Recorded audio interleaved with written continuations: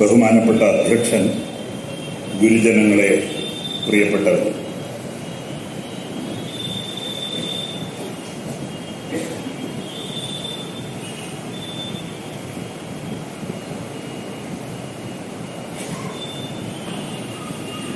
ചങ്ങമ്പുഴ കൃഷ്ണപിള്ളയുടെ സ്പന്ദിക്കുന്ന അസ്ഥിമാടം എന്ന കവിത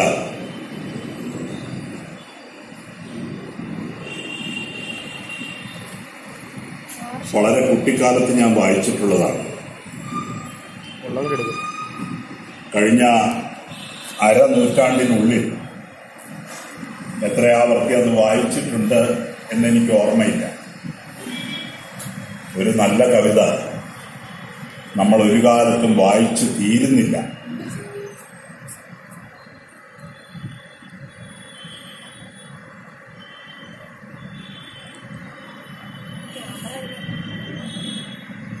ഈ കവിതയെക്കുറിച്ച്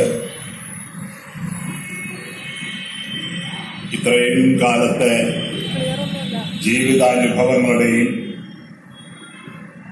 പാരായണ അനുഭവങ്ങളുടെയും അടിസ്ഥാനത്തിൽ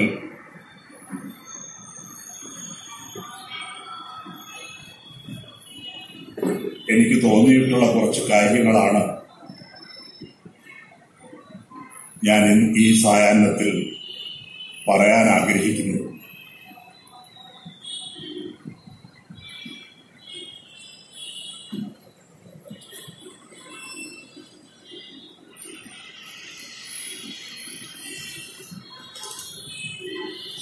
കുട്ടിക്കാലത്ത്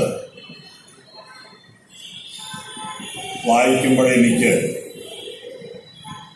അത്ര അധികമൊന്നും ഈ കവിത മനസ്സിലായിട്ടില്ല.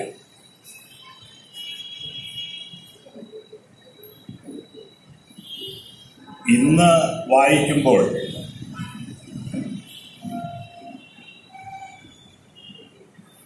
ഈ കവിതയെക്കുറിച്ച് ഉള്ള അറിവുകളല്ല, അതിലേറെ അറിവില്ലായ്മകളാണ് വർദ്ധിച്ചിട്ടുള്ളത്. അതങ്ങനെയാണ്. കവിതയെക്കുറിച്ച് അനേകം നിർവചനങ്ങൾ ഞാൻ വായിച്ചിട്ടുണ്ട്.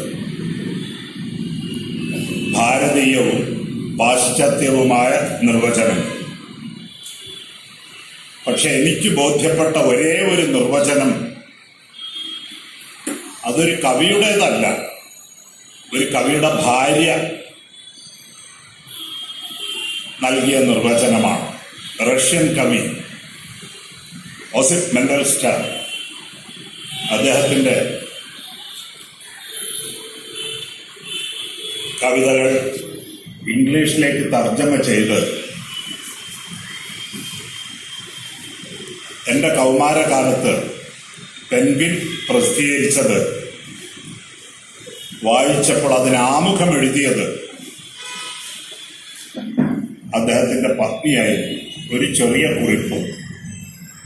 അതിന്റെ അവസാനത്തെ വരി ഇതായിരുന്നു: poetry is a mystery. Poetry is a mystery.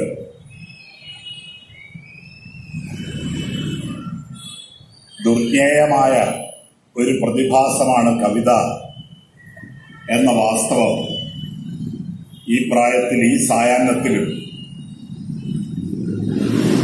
എനിക്ക് ബോധ്യമാണ്.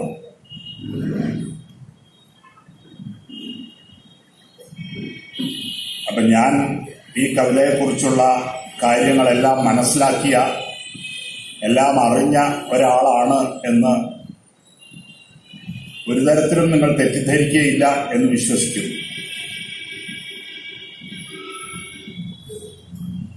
കവിതയെ സംബന്ധിച്ചിടത്തോളം പ്രധാനപ്പെട്ട ഒരു കാര്യം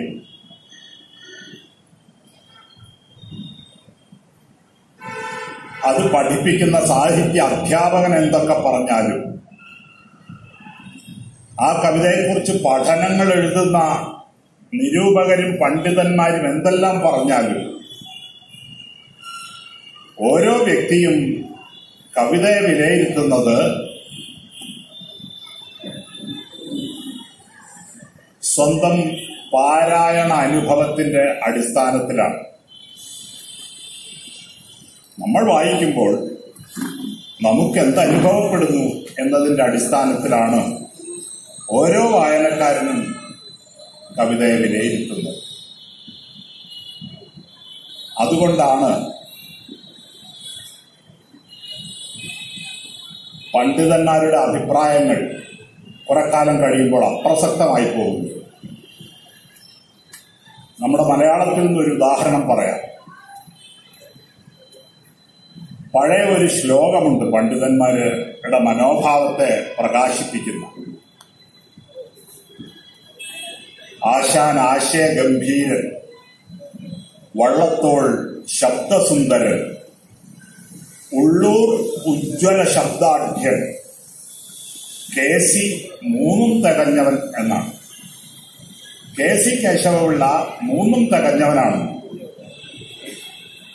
ആ വരി പോലും ഇന്ന് ആർക്കും ഓർമ്മയില്ല. ആ വരി പോലും കേശവീയം മഹാകാവ്യം എഴുതിയ കെ.സി. കേശവപിള്ളയുടെ പേര് പോലും അറിയില്ല. അദ്ദേഹത്തിന്റെ ഒരു കവിത വായിച്ച പുതിയ തലമുറയിലും ആരും ഉണ്ടാവില്ല. അപ്പൊ പണ്ഡിതന്മാര് പണ്ട് പറഞ്ഞത് ആശാന്റെയും ഉള്ളൂരിന്റെയും വള്ളത്തോളിന്റെയും മൂന്ന് പേരുടെയും മഹത്വം തികഞ്ഞ കവി, എല്ലാം തികഞ്ഞ കവി കെ.സി. കേശവപിള്ളയാണെന്നായിരുന്നു. പക്ഷെ ജനങ്ങൾ കെ.സി. കേശവപിള്ളയെ മറന്നുപോയി.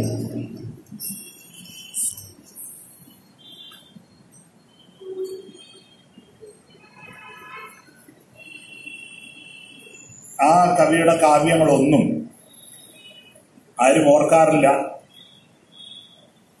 കഴിഞ്ഞ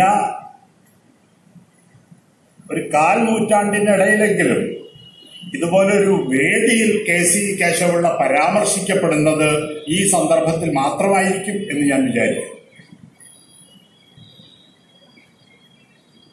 അപ്പൊ ജനങ്ങൾക്ക് അവരുടെ കാവ്യാനുഭവത്തിന്റെ അടിസ്ഥാനത്തിലുള്ള തീരുമാനങ്ങളുണ്ട്. ആ തീരുമാനങ്ങൾ പുരുഷാന്തരങ്ങളിലൂടെ സ്ഥിരീകരിക്കപ്പെടുമ്പോഴാണ് നമ്മൾ കവിയൊക്കെ കാലത്തെ അതിജീവിക്കുന്നു എന്ന് പറയുന്നത്. അതിലല്പം അതിശയോക്തിയുണ്ട്, അക്ഷരാർത്ഥത്തിലല്ല പറയുന്നത്. കാരണം ഈ ഭൂമി പോലും അനശ്വരമാണോ എന്ന കാര്യത്തിൽ സംശയമുണ്ട്. 1000 കൊല്ലം മുമ്പ് ചങ്ങമ്പുഴയോ വള്ളത്തോടോ ഉള്ളൂരോ ഒന്നും എഴുതിയ മലയാള ഭാഷ ഉണ്ടായിരുന്നില്ല. ഇനി 1000 കൊല്ലം കഴിയുമ്പോൾ ഈ ഭാഷ ഉണ്ടാകുമോ എന്നും നിശ്ചയമില്ല. അനശ്വരത എന്ന് പറയുന്നത് വർത്തമാനകാലത്തിന്റെ ഈ നിമിഷത്തിന്റെ ഒരു ഡയമെൻഷനാണ്, ഒരു തലമാണ്. അല്ലാതെ 1000 കൊല്ലം കഴിഞ്ഞോ 10,000 കൊല്ലം കഴിഞ്ഞോ ഓർക്കപ്പെടുക എന്നല്ല. സ്ഥലകാലബദ്ധമായ ഒരനുഭവത്തെ സ്ഥലകാല അതീതമായ ഒരു അനുഭവമായി ധ്വനിപ്പിക്കപ്പെടുമ്പോഴാണ് നമ്മളൊരു കാവ്യത്തെ അനശ്വര കാവ്യം എന്നൊക്കെ പറയുന്നത്. അല്ലാതെ അത് 10,000 കൊല്ലം നീണ്ടു നിന്നോ എന്ന നിലയിലല്ല. പാന്തപാദം ബാധിച്ച് രൂക്ഷ ശില വാഴ്വതിൽ നിന്ന് മേഘജ്യോതിസുതൻ ക്ഷണിക ജീവിതമല്ലി കാമ്യം. അതുപോലെ കവിതയുടെ അനശ്വരത ഒരു മേഘ ജ്യോതിസിന്റെ ദീപ്തമായ നശ്വരതയിലാണ്.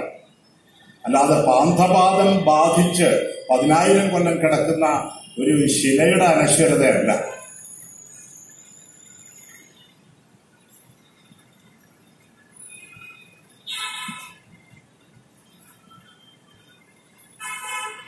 അപ്പൊ സ്വന്തം പാരായണ അനുഭവത്തിന്റെ അടിസ്ഥാനത്തിൽ ഒരു ഇടിമിന്നലിൽ ലോകം ഒരു നിമിഷം പ്രത്യക്ഷമായി അപ്രത്യക്ഷമാകുന്നത് പോലെ ഒരു കാവ്യം ഒരു വായനക്കാരന്റെ ആത്മാവിൽ അവന്റെയും അവന്റെ സമൂഹത്തിന്റെയും ഒരുപക്ഷെ ഈ പ്രപഞ്ചത്തിന്റെയും ഭൂത വർത്തമാന ഭാവികളുടെ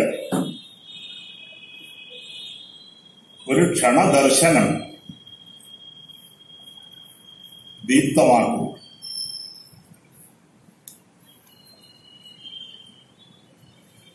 നമ്മുടെ കാവ്യ പാരമ്പര്യം എന്ന് പറയുന്നത് നമ്മുടെ ഭാഷയുടെ രൂപീകരണം എന്ന് പറയുന്നത്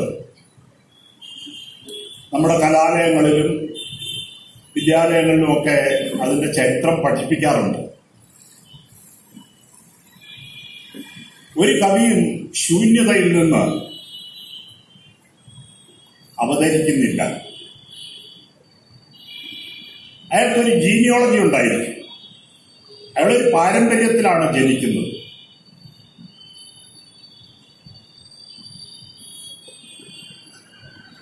ഒരു വാക്ക്, ഒരു കവിയുടെ ഒരു വാക്ക് നമ്മളിൽ സ്പന്ദിക്കുമ്പോൾ ഒരു ചങ്ങലയുടെ ഒരു കണ്ണി അനങ്ങുമ്പോൾ ആ ചങ്ങലയുടെ അറ്റത്തെ കണ്ണിയിൽ വരെ ആ ചലനം അനുഭവപ്പെടുന്നത് പോലെ ഒരു കവിയുടെ ഒരു വാക്ക് നമ്മുടെ ഉള്ളിൽ അനേകം പൂർവാനുഭവങ്ങളുടെ പരമ്പരകളെ അനുരണനം ചെയ്യിക്കണം.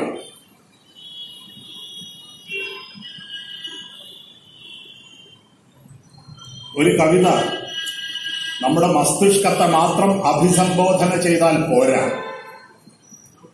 അത് നമ്മുടെ വികാരങ്ങളെ മാത്രം അഭിസംബോധന ചെയ്താൽ പോരാ.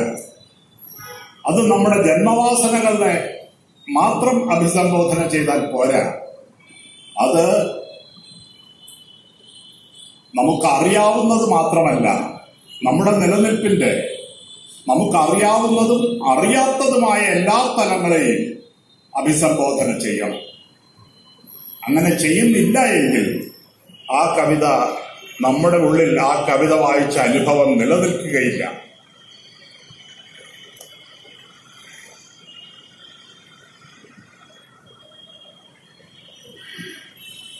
നല്ല കവിത എന്ത് എന്നുള്ളതിന്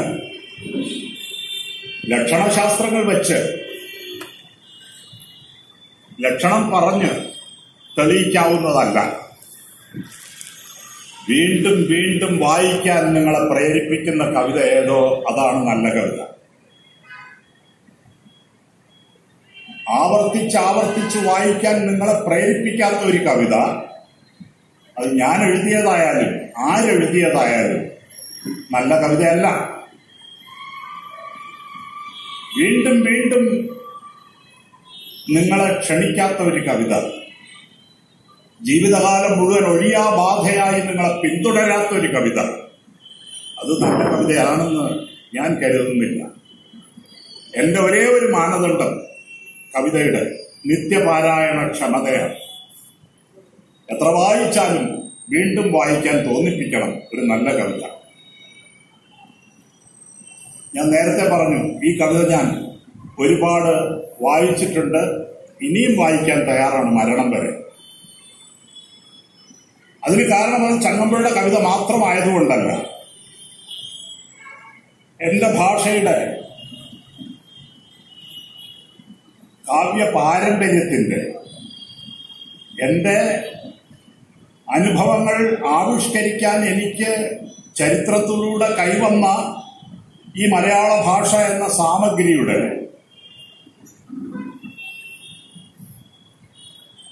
സമസ്ത സൗഭാഗ്യങ്ങളും കേന്ദ്രീകരിച്ചിരിക്കുന്ന ഒരു കവിത എന്ന നിലയിൽ കൂടിയാണ് ഞാനത് അനുഭവിക്കുന്നത്. നമ്മുടെ കാവ്യ പാരമ്പര്യം ചെറുശ്ശേരി മുതൽ ചങ്ങമ്പുഴ വരെ തുടർന്നു പോരുന്ന ഈ പാരമ്പര്യം ഇത് സംസ്കൃതവും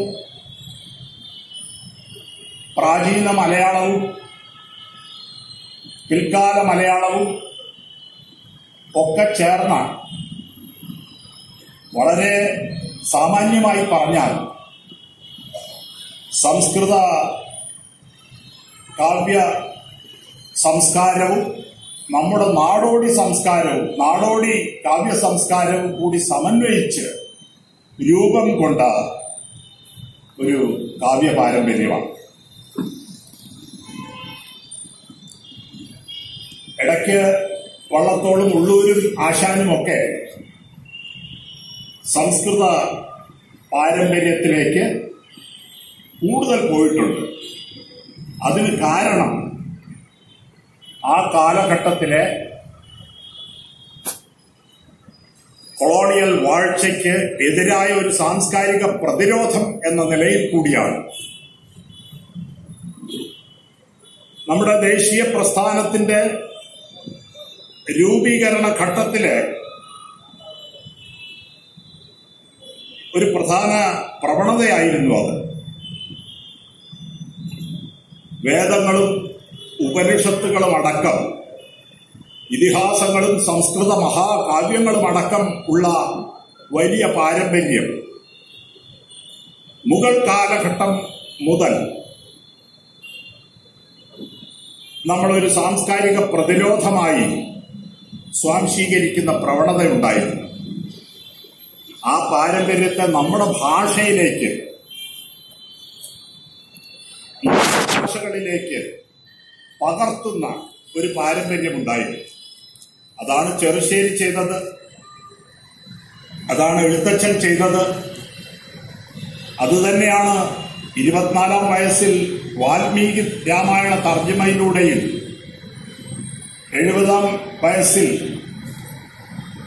ഋഗ്വേദ തർജ്ജമയിലൂടെയും വള്ളത്തോൾ ചെയ്തത്. ബുദ്ധചരിതത്തിലൂടെ കുമാരനാശാൻ ചെയ്തത്. കുഞ്ഞുകുട്ടൻ തമ്പുരാൻ ചെയ്തത്. അപ്പൊ അങ്ങനെ ഈ മഹാഭൂഖണ്ഡത്തിന്റെ ഭാരതമെന്ന സാംസ്കാരിക സാമ്രാജ്യത്തിന്റെ അതൊരിക്കലും ഒരു രാഷ്ട്രീയ സംജ്ഞയായിരുന്നില്ല ഭാരതം. ഈ സ്വാതന്ത്ര്യം കിട്ടുന്നതിന് മുമ്പ് വരെ തിരുവിതാംകൂറും കൊച്ചിയും മലബാറും പ്രത്യേകം തപാൽ മുദ്രയും നാണയ വ്യവസ്ഥയുമുള്ള വ്യത്യസ്ത രാജ്യങ്ങളായിരുന്നു. അത് രാഷ്ട്രീയ സംജ്ഞയല്ല. ഈ മഹാഭൂഖണ്ഡത്തിന്റെ ഇന്നത്തെ ഭാഷയിൽ പറഞ്ഞാൽ ഗ്രാൻഡ് നെറേറ്റീവ്, ബൃഹദാഖ്യാനം ഈ സംസ്കൃത പാരമ്പര്യമായിരുന്നു. ആ പാരമ്പര്യത്തെ നമ്മുടെ നാട്ടുഭാഷകളിലേക്ക് വിവർത്തനം ചെയ്യുക മാത്രമല്ല, നാട്ടുഭാഷയിലെ സാഹിത്യത്തിന്റെ വികാസത്തിനു കൂടി പ്രയോജനപ്പെടുത്തുക എന്നത് സാംസ്കാരികമായ ഒരു പ്രതിരോധമായിരുന്നു. റോമൻ ആധിപത്യത്തിനെതിരെ യൂറോപ്യൻ രാജ്യങ്ങളിൽ മുഴുവനുണ്ടായ, നവോത്ഥാന കാലം മുതൽ യൂറോപ്യൻ രാജ്യങ്ങളിലുണ്ടായ അതേ രീതിയിൽ തന്നെ അരിസ്റ്റോട്ടിൽ പറഞ്ഞ നാടക നിയമങ്ങളല്ല ഷേക്സ്പിയർ അനുസരിച്ചത്. സോഫോക്ലീസിന്റെ നാടക മാതൃകയല്ല ഷേക്സ്പിയർ പിന്തുടർന്നത്. എങ്കിലും ഗ്രീക്ക് നാടക സംസ്കാരം റോമൻ ആധിപത്യത്തിലൂടെ ലാറ്റിൻ ഗ്രീക്ക് ഭാഷകളിലൂടെ ഇംഗ്ലണ്ടിലേക്ക് സംക്രമിച്ചിരുന്നു. ആ സംസ്കാരത്തിലേക്ക് ഇംഗ്ലണ്ടിന്റെ അബോറിജിനൽ ആദിമമായ വന്യത കൂടി സംക്രമിച്ചാണ് ഷേക്സ്പിയറുടെ ഗംഭീരമായ നാടക മഹാശില്പങ്ങൾ ഉണ്ടായത്.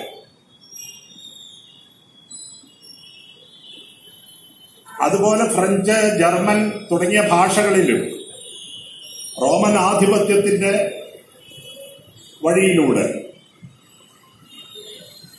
ഗ്രീക്ക്, ലാറ്റിൻ സംസ്കാരങ്ങളും മാഡൻ സംസ്കാരവും തമ്മിലുള്ളൊരു സമന്വയം സംഭവിച്ചിട്ടുണ്ട്. ഇംഗ്ലണ്ടിൽ 19-ാം നൂറ്റാണ്ടിന്റെ ഏതാണ്ട് അവസാനം വരെ സർവകലാശാലകളിൽ ഇംഗ്ലീഷ് ഭാഷ പ്രവേശിപ്പിച്ചിരുന്നില്ല. ലാറ്റിനും ഗ്രീക്കുമായിരുന്നു ഓക്സ്ഫോർഡിലും കേംബ്രിഡ്ജിലും. 1895 ഓക്സ്ഫോർഡിൽ ഷേക്സ്പിയർ പഠിപ്പിക്കാൻ തുടങ്ങിയത്, ഇംഗ്ലീഷ് പഠിപ്പിക്കാൻ തുടങ്ങിയത്. നമ്മുടെ മഹാരാജാസ് കോളേജിൽ അതിനൊക്കെ വളരെ മുമ്പേ, മദ്രാസ് പ്രസിഡൻസി കോളേജിൽ 835 മുതൽ പഠിപ്പിക്കാൻ തുടങ്ങി ഇംഗ്ലീഷ്. പക്ഷെ ഓക്സ്ഫോർഡിലോ കേംബ്രിഡ്ജിലോ ഒക്കെ ലാറ്റിനും ഗ്രീക്കും മാത്രമായിരുന്നു. അപ്പൊ ജനങ്ങളുടേതായ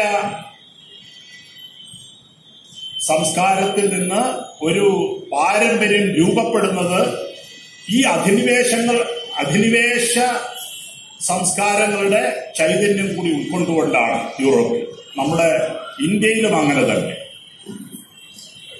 ഈ വൈദിക ഇതിഹാസ, ഉപനിഷത്ത്, മഹാകാവ്യ പാരമ്പര്യം, ആ പാരമ്പര്യത്തിൽ നിന്ന് ഊർജം ഉൾക്കൊണ്ടുകൊണ്ട് ഒരു സാംസ്കാരിക പ്രതിരോധം സൃഷ്ടിക്കുക.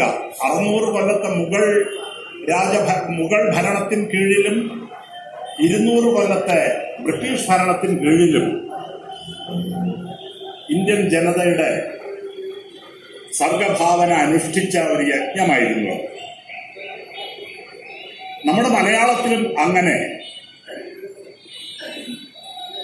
ആ ഭാഗവതത്തിന്റെ സംസ്കാരം ചെറുശ്ശേരി നമ്മുടെ നാടൻ മൊഴിയിലേക്ക് സ്വാംശീകരിച്ചു. ഇതിഹാസങ്ങളുടെ ഹൈ രജിസ്റ്റർ, ഗംഭീര, ഹൈ സീരിയസ്നെസ്, ഗ്രാൻഡ് സ്റ്റൈൽ, സമുന്നത ഗൗരവവും ഗംഭീര ശൈലിയും, ഐതിഹാസികമായ സമുന്നത ഗൗരവവും ഗംഭീര ശൈലിയും തുഞ്ചത്തെഴുത്തച്ഛൻ നമ്മുടെ ഭാഷയിലേക്ക് ആവാഹിച്ചു.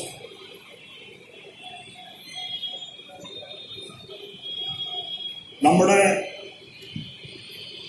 സംസ്കാരത്തിന്റെ വലിയ വെല്ലുവിളികളെ ഏറ്റെടുത്തുകൊണ്ടാണ് പിന്നീട് കുമാരനാശാനും വള്ളത്തോളും ഉള്ളൂരുമൊക്കെ സംസ്കൃത വൃത്തങ്ങളിൽ, സംസ്കൃത കാവ്യ സങ്കേതങ്ങളിൽ, അല്ലെങ്കിൽ കാളിദാസീയമായ കാവ്യ സംസ്കാരത്തെ മാതൃകയാക്കിക്കൊണ്ട് ഒക്കെ കാവ്യങ്ങൾ രചിച്ചത്.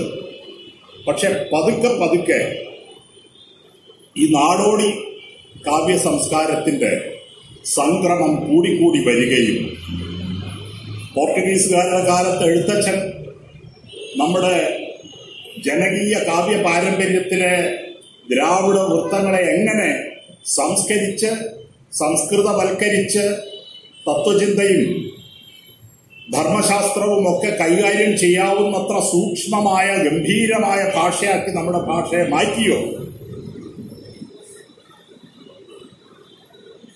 പിന്നീട് എങ്ങനെ പൂന്താനം ഈ ഗംഭീരമായ പാരമ്പര്യത്തിന്റെ ദാർശനികമായ ഉൾക്കാഴ്ചകളെ അതിനേക്കാൾ ലളിതമായ നാടൻ മൊഴിയിലേക്ക് വാറ്റിയോ?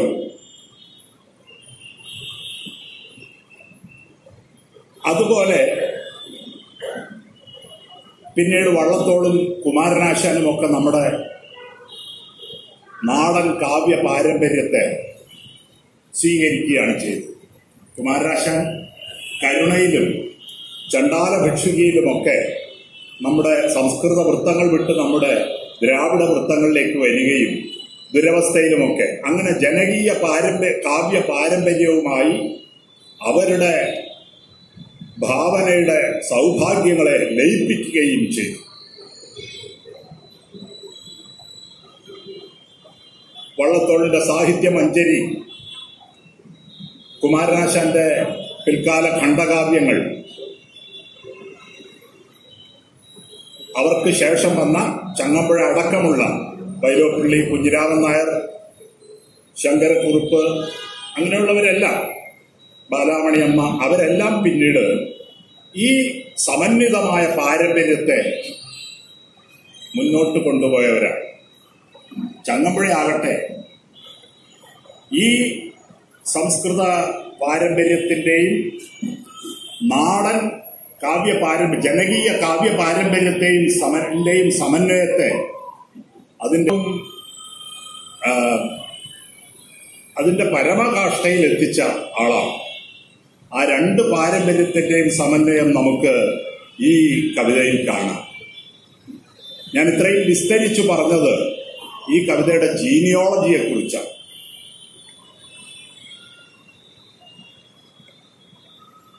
അതിന്റെ ജനിതക ഘടനയെ കുറിച്ചാണ്.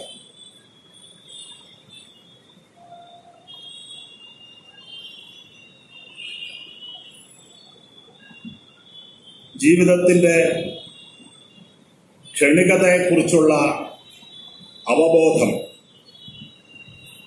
ഇന്ത്യൻ ജനതയിൽ സാർവത്രികമാക്കിയത് ബുദ്ധദർശനമാണ്.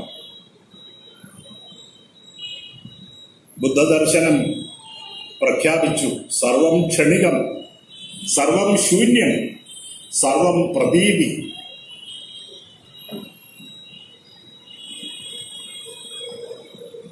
സർവം നിരാത്മം.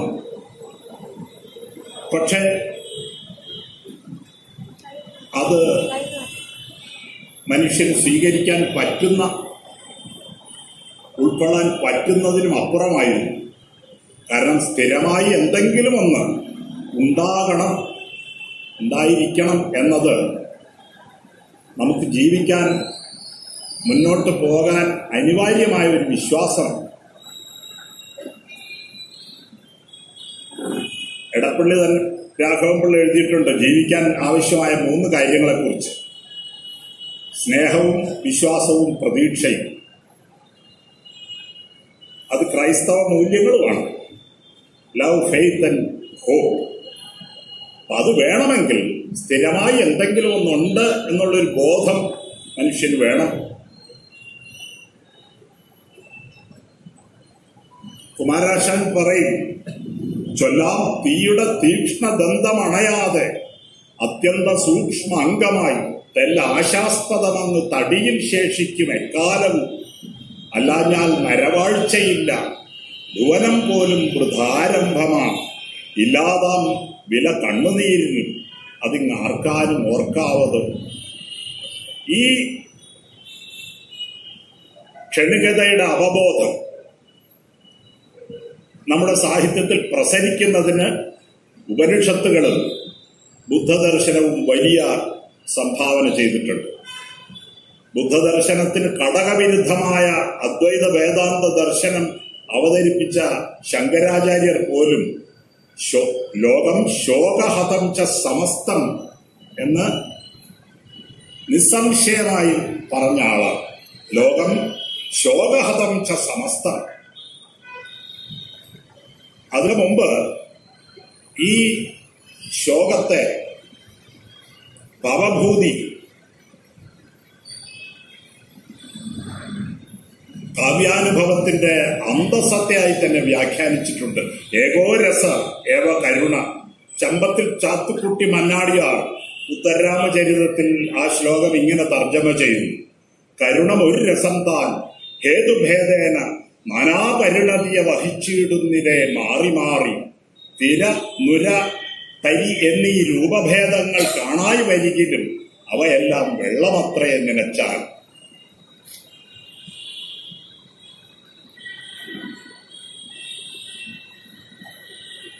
ചങ്ങമ്പുഴയെ കുറിച്ച് പറയുമ്പോൾ കേസരി ബാലകൃഷ്ണപിള്ള പറഞ്ഞിട്ടുണ്ട്, ചങ്ങമ്പുഴയുടെ സാഫല്യം മലയാളികളുടെ അടിസ്ഥാന ജൈവഘടനയിൽ ഉൾച്ചേർന്ന വിഷാദത്തിന്റെയും സംഗീതത്തിന്റെയും അപൂർവമായ ചേരുവയാണ്.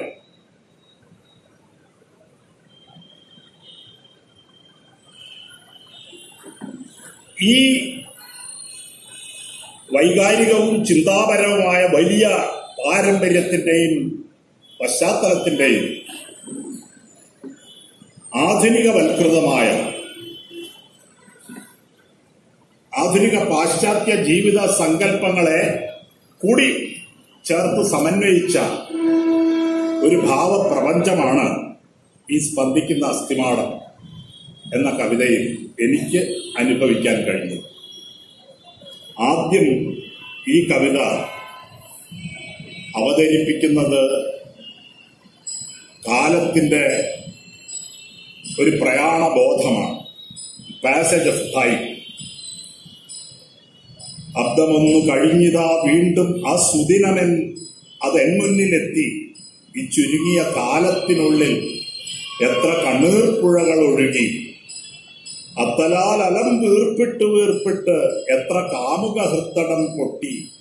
കാലവാദമടിച്ച് എത്ര കോടി ശ്രീലപുഷ്പങ്ങൾ ഞെട്ടറ്റുപോയി.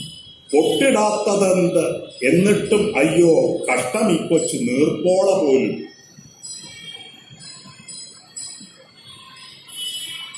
നമ്മുടെ സാഹിത്യത്തിൽ എഴുത്തച്ഛനാണ് ഈ നീർപ്പോളയോട് ആദ്യമായി എൻ്റെ അറിവിൽ മനുഷ്യ ജീവിതത്തെ ഉപമിച്ചിട്ടുള്ളത്.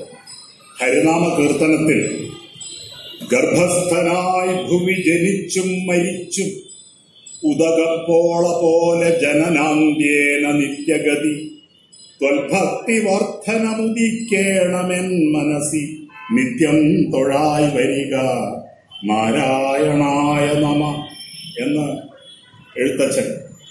അപ്പൊ ഗർഭസ്ഥനായി ഭുവി ജനിച്ചും മരിച്ചും ഉദകപ്പോള പോലെ ആണ് ജീവിതം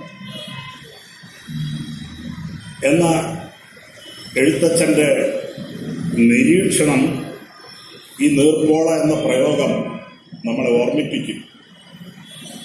പൂന്താനത്തിന്റെ ഒരു പ്രയോഗവും നീർപ്പോള പോലെ കാണുന്ന ദേഹത്തിൽ വീർപ്പ് മാത്രമുണ്ടിങ്ങനെ കാണുന്നു, അല്ലേ? നീർപ്പോള പോലെ കാണുന്ന ദേഹത്തിൽ വീർപ്പ് മാത്രമുണ്ട് ഇങ്ങനെ കാണുന്നു. അപ്പൊ ഈ നീർപ്പോള എന്ന പ്രയോഗം അങ്ങനെ മനുഷ്യ ജന്മത്തിന്റെ നിലനിൽപ്പിന്റെ ഒക്കെ വംശാവലീപരമായ ഒരു രൂപകമായി പ്രവർത്തിക്കുകയും അതിന് പ്രത്യക്ഷമാകാനും അപ്രത്യക്ഷമാകാനുമുള്ള ഒരടിസ്ഥാനമായി കാലത്തിന്റെ പ്രവാഹം, പ്രയാണം, ചലനം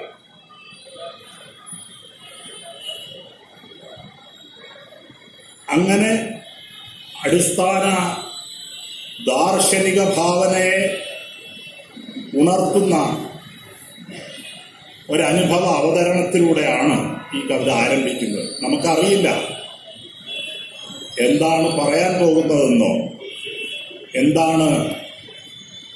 എവിടേക്കാണ് നമ്മളെ ആ ഭാവന, ആ ദാർശനിക ഭാവന കൊണ്ടുപോകുന്നതെന്നോ. നമുക്കാകെ കിട്ടുന്ന സൂചന രണ്ട് കാര്യങ്ങളാണ്. ഈ ചുരുങ്ങിയ കാലത്തിനുള്ളിൽ എത്ര കണ്ണീർപ്പുഴകൾ ഒഴുകി.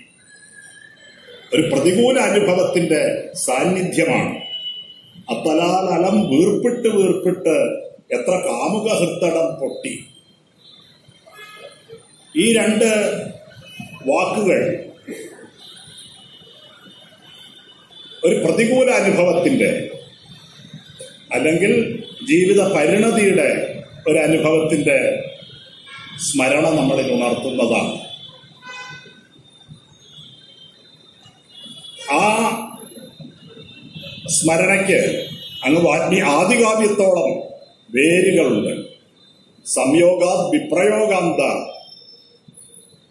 എല്ലാ കൂടിച്ചേരലുകളും വേർപാടിൽ അവസാനിക്കുന്നു. രാമൻ ഭരതനോട് പറയുന്നതാണ്. സർവേക്ഷയ അന്താനിച്ചയ. കൂട്ടിവെച്ചതെല്ലാം ക്ഷയിച്ചു പോകുന്നു. പതനാന്ത സമുച്ഛ്രയ. ആകാശത്തിൽ ഉയർന്നു പൊങ്ങിയതെല്ലാം താഴെ പതിക്കുന്നു. സംയോഗ വിപ്രയോഗാന്ത. കൂടിച്ചേരലുകളെല്ലാം വേർപാടിൽ അവസാനിക്കുന്നു. മരണാന്തം ച ജീവിതം, ജീവിതം മരണത്തിൽ അവസാനിക്കും. ഈ ജീവിത പരിണതിയെക്കുറിച്ചുള്ള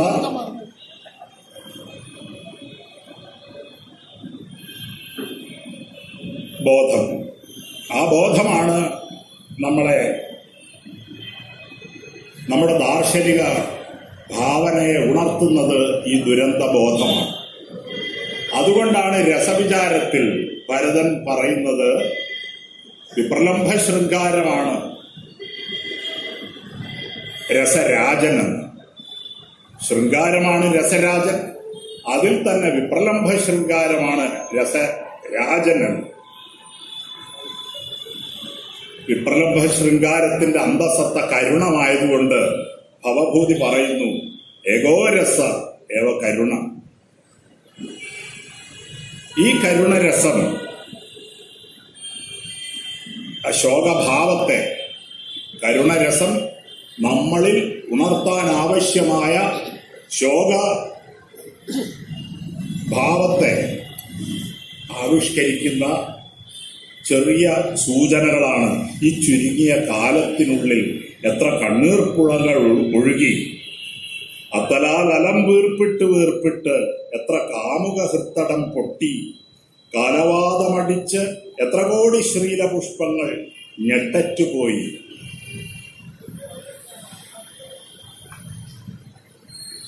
അവിടെ ഈ കാമുക ഹൃത്തടം എന്നും ശ്രീലപുഷ്പം എന്നും രണ്ട് കാര്യങ്ങൾ പറയുന്നുണ്ട്.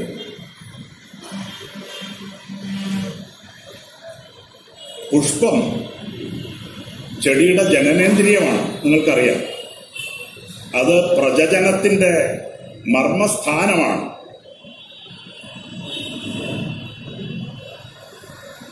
അതുപോലെ തന്നെ കാമുകഭാവവും സൃഷ്ടിയുടെയും പ്രജനനത്തിന്റെയും ഒക്കെ പ്രഭവമാണ്. അതേത് സസ്യജാലത്തിനായാലും മനുഷ്യ ജീവികൾക്കായാലും. അപ്പൊ അങ്ങനെ ജീവശാസ്ത്രപരം കൂടിയായ അല്ലെങ്കിൽ ജീവശാസ്ത്രപരമായ തലങ്ങളുള്ള രണ്ട് കാവ്യ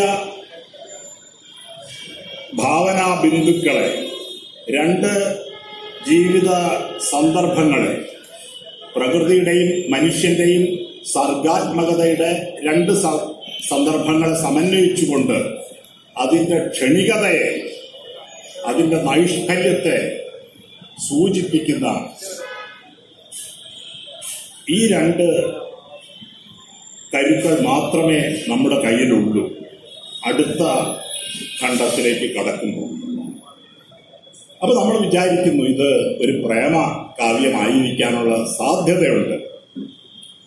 കാരണം കാമുക ഹൃത്തടത്തെക്കുറിച്ചും അതുപോലെ പുഷ്പത്തെക്കുറിച്ചും ഒക്കെ സൂചിപ്പിക്കുമ്പോൾ അവ അക്ഷരാർത്ഥത്തിലല്ല കാവ്യസങ്കേതങ്ങൾ എന്ന നിലയിൽ ഒരുപക്ഷെ എഴുതിയത് ചങ്ങമ്പുഴ ആയതുകൊണ്ട്.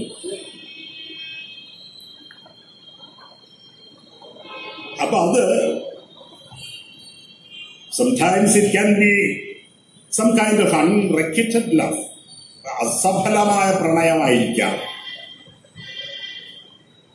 ചിലപ്പോ സംയോഗത്തിന് ശേഷം വരുന്ന വിപ്രയോഗമായിരിക്കാം.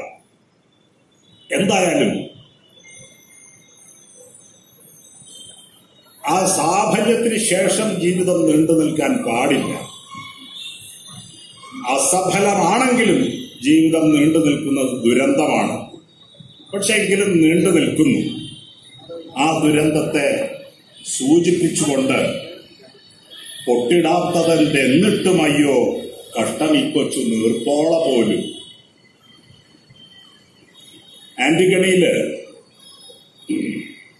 ആന്റിഗണി പറയുന്നുണ്ട്,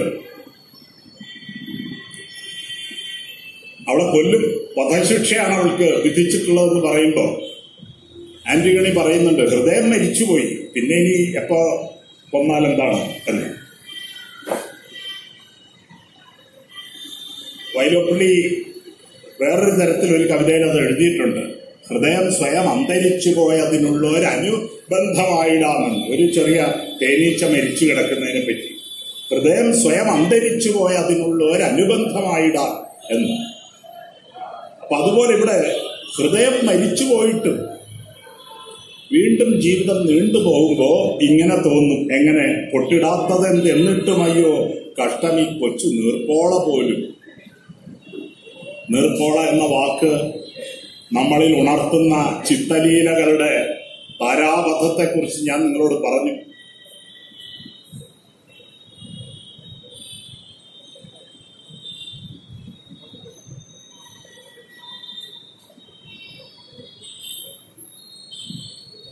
അത് അന്ന്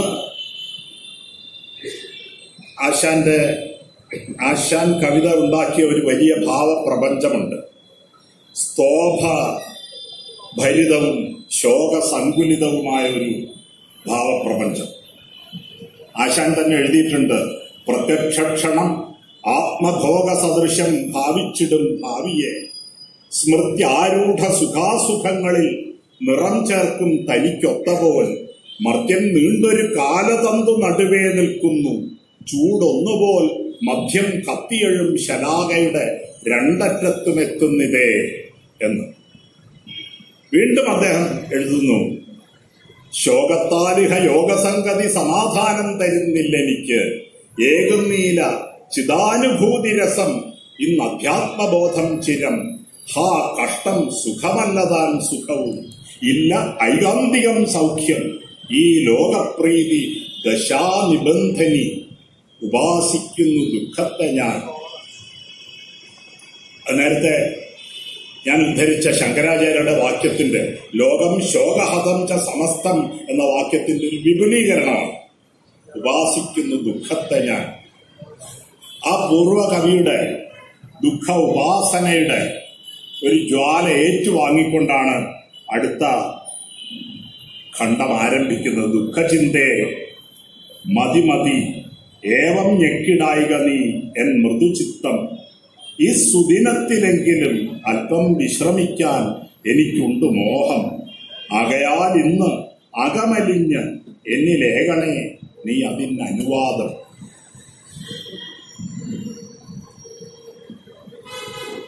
എന്തോ ഈ പ്രതികൂലമായ മനോഭാവത്തിനും ജീവിത സന്ദർഭത്തിനും ഈ ആത്മീയ നിമിഷത്തിനും ഉള്ളിൽ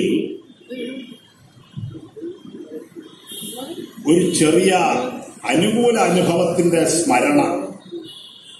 ഈ അനുകൂല അനുഭവത്തിന് ഒരു വലിയ കുഴപ്പമുണ്ട്. ഡാൻഡെ പറയും, ഡാൻഡയുടെ നരക വർണ്ണനയിൽ ശുദ്ധീകരണ പർഗേറ്ററി, നരകത്തിലെ തീയിൽ, അതിന്റെ അർത്ഥം ഇതാണ്, നരകത്തിലെ തീയിൽ വെന്തു നീറുക ദുഃഖകരമാണ്. പക്ഷേ അതിനേക്കാൾ ദുഃഖകരമായ കാര്യമാണ് ആ സമയത്ത് സുഖം അനുഭവിച്ച കാലങ്ങളെ ഓർമ്മ വരുന്നത്. അതാണ് നരകത്തിലെ അഗ്നിയിൽ വെന്തു നീറുന്നത് ദുഃഖകരം തന്നെയാണ്. പക്ഷെ ആ സമയത്ത് അതിനേക്കാൾ ദുഃഖകരമായിരിക്കുക സുഖം അനുഭവിച്ച കാലങ്ങളെക്കുറിച്ച് സ്മരണയുണ്ടാകുന്നു. അത് ഭീകരമാണ്. അപ്പൊ നേരത്തെ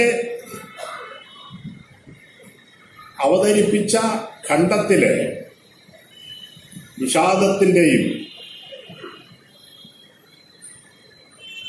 വിരഹത്തിന്റെയും അസഫലമായ തൃഷ്ണകളുടെയും ഒക്കെ ശ്യാമധൂമങ്ങൾ രൂപീകരിച്ച പ്രതികൂലമായൊരു അന്തരീക്ഷത്തിൽ അതിനേക്കാൾ തീവ്രമായ മാരകമായ ഒരു സ്മരണയെ ഉദ്ദീപിപ്പിച്ചുകൊണ്ടാണ് ഈ സുദിനത്തിലെങ്കിലും അല്പം വിശ്രമിക്കാൻ എനിക്കുണ്ട് മോഹം, ആകയാലിന്ന് അകമലിഞ്ഞ് എന്നിലേകണേ നീ എനിക്ക് അനുവാദം സല്ലപിച്ചു കഴിച്ചിടട്ടെ ഇന്നാ നല്ല കാല സ്മൃതികളുമായി ഞാൻ. അതാണ് നരകത്തിനേക്കാൾ വലിയ നരകം.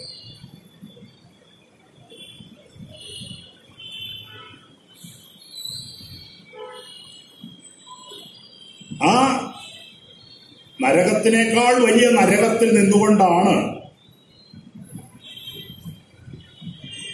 ആ അനുഭവത്തെ, ആ സുദിനത്തിന്റെ അനുഭവത്തെ അദ്ദേഹം അടുത്തതായി അഭിസംബോധന ചെയ്യുന്നത്. സുപ്രഭാതമേ, എന്താണ് ആ അനുഭവം? നീ അന്ന് എനിക്കൊരു അപ്സരസിനെ കാണിച്ചു തന്നു. ഗേഹലക്ഷ്മിയായി മിന്നും ഒരു ഓമൽ സ്നേഹമൂർത്തിയെ കാണിച്ചു തന്നു. പ്രാണനും കൂടി കോൾമയിൽ കൊള്ളും പൂനിലാവിനെ കാണിച്ചു തന്നു. മഞ്ഞിൽ ഞാൻ അതിൻ സർവസ്വമാം എന്ന് അന്ന് കണ്ടപ്പോൾ ആരോർത്തിരുന്നു. ഇപ്പോൾ നമുക്ക് ഉറപ്പിക്കാം ഇതൊരു പ്രേമകാവ്യമാണ്.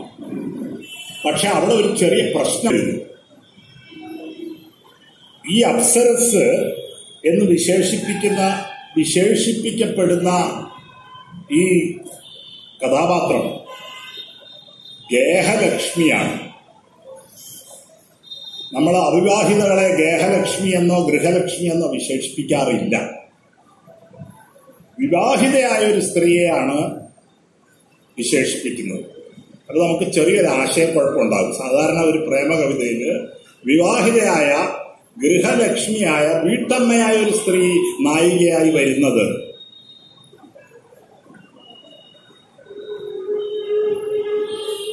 അപൂർവമായ ഒരു കാര്യമാണ്. അവിവാഹിതയായ നായികയായിരിക്കും പലപ്പോഴും.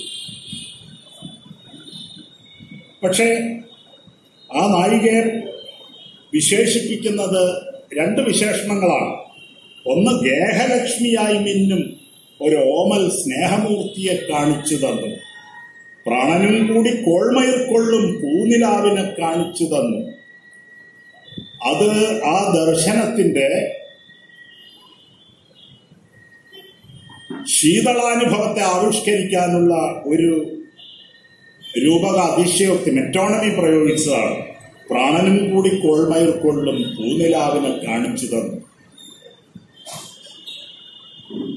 മഞ്ഞിൽ ഞാൻ അതിൻ സർവസ്വമാം എന്ന് അന്ന് കണ്ടപ്പോൾ ആരോർത്തിരുന്നു. ഇവിടെയാണ് ഈ ഖണ്ഡം, അതിൽ ആവിഷ്കരിക്കപ്പെടുന്ന പ്രമേയം ലോകത്തിലെ ഏതൊരു ധർമ്മശാസ്ത്രത്തിനും വിരുദ്ധമാണ്. ലോകത്തിലെ ഏതൊരു സാമൂഹ്യ സദാചാര നിയമത്തിനും വിരുദ്ധമാണ്. ഗൃഹനായികയായ ഗേഹലക്ഷ്മിയായ ഒരു സ്ത്രീയുടെ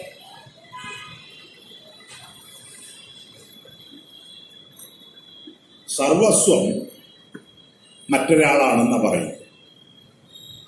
അത് ആ സ്ത്രീയുടെ ഭർത്താവല്ല, മറിച്ച് ഞാനാണ് സർവസ്വം. മഞ്ഞിൽ ഞാൻ അതിൻ സർവസ്വമാം എന്ന് അന്ന് കണ്ടപ്പോൾ ആരോർത്തിരുന്നു.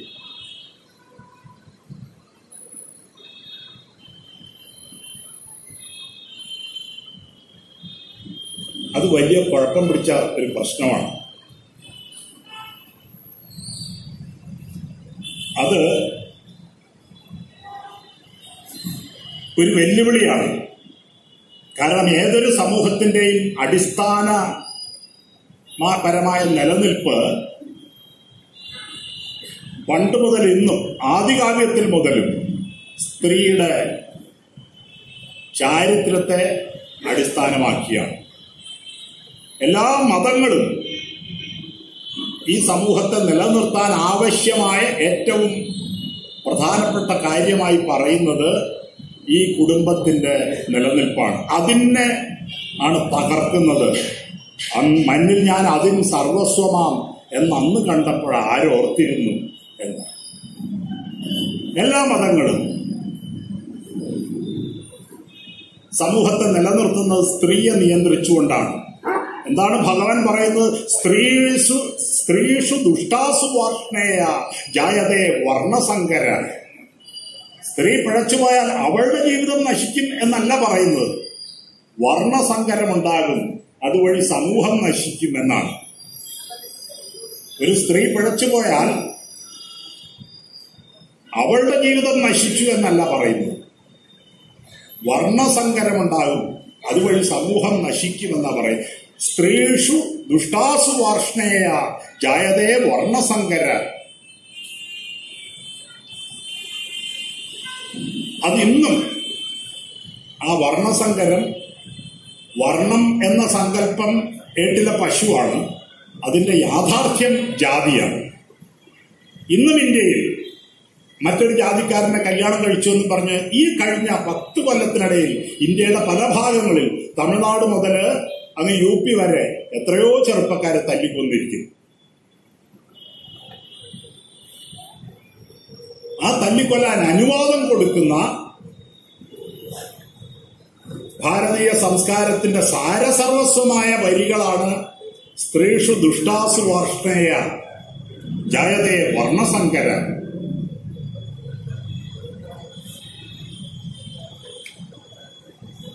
അപ്പൊ സ്ത്രീകളുടെ പെരുമാറ്റത്തിന്റെ മേലുള്ള നിയന്ത്രണത്തിൽ അധിഷ്ഠിതമായ കുടുംബ വ്യവസ്ഥയാണ് സാമൂഹ്യ വ്യവസ്ഥയുടെ ഏക യൂണിറ്റ്. അതിനെയാണ് അടിയിന്ന് ടോർപ്പിട വച്ചിരിക്കുന്നത്, അതിനെയാണ് തകർക്കുന്നത്.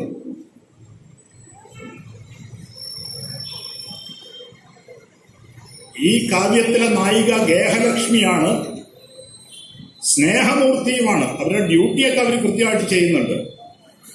പക്ഷെ ആ സ്ത്രീയുടെ സർവസ്വം ആ സ്ത്രീയുടെ ഭർത്താവല്ല, ഞാനാണെന്ന് പറയുന്നു. ഇതൊരു സമൂഹത്തിനും സമ്മതിക്കാൻ പറ്റാത്ത കാര്യമാണ്. നമുക്കറിയാം, നമ്മുടെ മുഖ്യമന്ത്രി കമ്മ്യൂണിസ്റ്റുകാരനാണ്, വിപ്ലവകാരിയാണോ ഒക്കെ. പക്ഷെ ഈ കാര്യം പറഞ്ഞ ഓടിക്കും, അല്ലേ? ഈ കാര്യവും പറഞ്ഞുകൊണ്ട് ചെന്ന് അവിടുന്ന് ഓടിക്കും, സമ്മതിക്കില്ല. അപ്പൊ ഏത് വിപ്ലവ ഭരണകൂടവും ഇക്കാര്യം സമ്മതിക്കില്ല. അത് മനുഷ്യരാശിയുടെ, മനുഷ്യ സമൂഹത്തിന്റെ, അപ്പോ സമൂഹത്തിന്റെ നിയമത്തെ അംഗീകരിക്കുന്നില്ല. അത് മാനുഷികമായ ഒരു കാര്യം ആയിട്ട് അംഗീകരിക്കുന്നില്ല. എന്തുകൊണ്ടാണ് അംഗീകരിക്കാത്തത്? സമൂഹത്തിനും അപ്പുറത്തുള്ള, നമ്മുടെ ഭൗതികമായ ക്രമത്തിനപ്പുറത്തുള്ള, ലൗകികമായ ക്രമത്തിനപ്പുറത്തുള്ള അലൗകികമായ ഒരു ക്രമത്തിലേക്ക് നമ്മുടെ ചിന്തയെ നയിക്കുകയാണ്. ഈ ക്രമഭംഗത്തിന്, ഈ കുടുംബജീവിതത്തിന് അടിസ്ഥാനമായ സ്ത്രീയുടെ ചാരിത്രശുദ്ധിക്ക് മേൽ നിലനിൽക്കുന്ന ഒരു സമൂഹത്തിന്റെ അടിസ്ഥാന നിലനിൽപ്പിനെ തകർക്കുന്ന ഈ വാക്യത്തിന് അലൗകികമായ ന്യായീകരണത്തിലേക്ക്, അല്ലെങ്കിൽ അതിന്റെ അലൗകികത കാരണങ്ങളിലേക്ക് നമ്മുടെ ഭാവനയെ നയിക്കുകയാണ്. എന്താണത്? കർമ്മബന്ധ പ്രഭാവമേ ഹാ നിൻ നർമ്മലീലകൾ ആരെന്തറിഞ്ഞു. നമ്മൾ ഉടനെ കുമാരനാശാന്റെ വരികൾ ഓർക്കും. എന്താണ്? സ്വന്തകർമ്മ വശരായി തിരിഞ്ഞിടുന്ന അന്തമറ്റ ബഹുജീവകോടികൾ അന്തരാള ഗതിയാർന്ന് അതിനൊടത്ത് അന്തരാപ്പെടും അണുക്കളാണ് നാം. ഞാൻ നേരത്തെ പറഞ്ഞു, ഒരു ചങ്ങലയിൽ ഒരു കണ്ണി കിലുങ്ങുമ്പോൾ അതിന്റെ തരംഗ പ്രതികരണം മറ്റ് കണ്ണികളിൽ ഉണ്ടാകുന്നത് പോലെ കർമ്മബന്ധ പ്രഭാവമേ ഹാ നിൻ നർമ്മലീലകൾ ആരെന്തറിഞ്ഞു. അപ്പൊ അങ്ങനെ മായയിൽ ജീവകോടികൾ തമ്മിൽ ഈ ഒളിച്ചു കളികൾക്കിടയിൽ ദേഹികൾ എങ്ങനെയായാലും കണ്ടുമുട്ടും എന്നാണ് അദ്ദേഹം പറയുന്നത്. അങ്ങനെ കണ്ടുമുട്ടിയ ദേഹികളാണ്, ദേഹങ്ങളല്ല. കാരണം എന്താണ്? ദേഹങ്ങൾക്ക് സ്ഥലകാല പരിമിതിയുണ്ട്, ദേഹിക്ക് അതില്ല. ദേഹി എന്ന സങ്കല്പത്തിന് അതില്ല. അപ്പൊ സ്നേഹം, സ്ത്രീ പുരുഷ ബന്ധത്തിന് അടിസ്ഥാനമായ സ്നേഹം അത് ലൗകികം ആയ ഒന്നല്ല. എന്നാണ്. വള്ളത്തോളിന്റെ കുമാരനാശാന്റെ നായികമാർ വരുന്നത് വരെ നമ്മുടെ സാഹിത്യത്തിൽ, പരമ്പരാഗത സാഹിത്യത്തിൽ തന്നെ, സംസ്കൃത പാരമ്പര്യത്തിലും ഈ പ്രണയം എന്ന് പറഞ്ഞാൽ ലൗകികമായ ഒരു കാര്യം തന്നെയായിരുന്നു. അതിപ്പോ ഉണ്ണായി വാര്യരെ അതിനു മുമ്പ് നമ്മുടെ നാട്ടിൽ പ്രചാരത്തിലുണ്ടായിരുന്ന ഇപ്പോഴുമുള്ള നാരായണീയത്തിലും അതിലെ രാസക്രീഡയിലായാലും ശരി, എഴുത്തച്ഛന്റെ ഭാഗവതത്തിലെ രാസക്രീഡയിലായാലും ശരി, ഒറിജിനൽ ഭാഗവതത്തിലെ രാസക്രീഡയിലായാലും ശരി, പിന്നീട് ചങ്ങമ്പുഴ തന്നെ തർജ്ജമ ചെയ്തിട്ടുള്ള നമ്മുടെ ക്ഷേത്രങ്ങളിൽ കൊട്ടിപ്പാടിയിരുന്ന ഗീതഗോവിന്ദത്തിലായാലും ശരി, ശൃംഗാരത്തെ അശ്ലീലം ആക്കിയ വെൺമണികളുടെ സ്ത്രീപുരുഷ ബന്ധ സങ്കല്പത്തിലായാലും ശരി, അവരൊക്കെ തന്നെ ദേഹം പ്രധാനമായിരുന്നു. ജഗജ്ജനനിയായ പാർവതിയെ വർണ്ണിക്കുമ്പോൾ പോലും വള്ളത്തോള് വെണ്ണതോൽക്കും ഉടലിൽ സുഗന്ധിയാം എണ്ണ തേച്ച് അരയിൽ ഒറ്റമുണ്ടുമായി തിണ്ണമേൽ അമരും ആ നദാങ്കി മുക്കണ്ണനേകി മിഴികൾക്കൊരുത്സവം.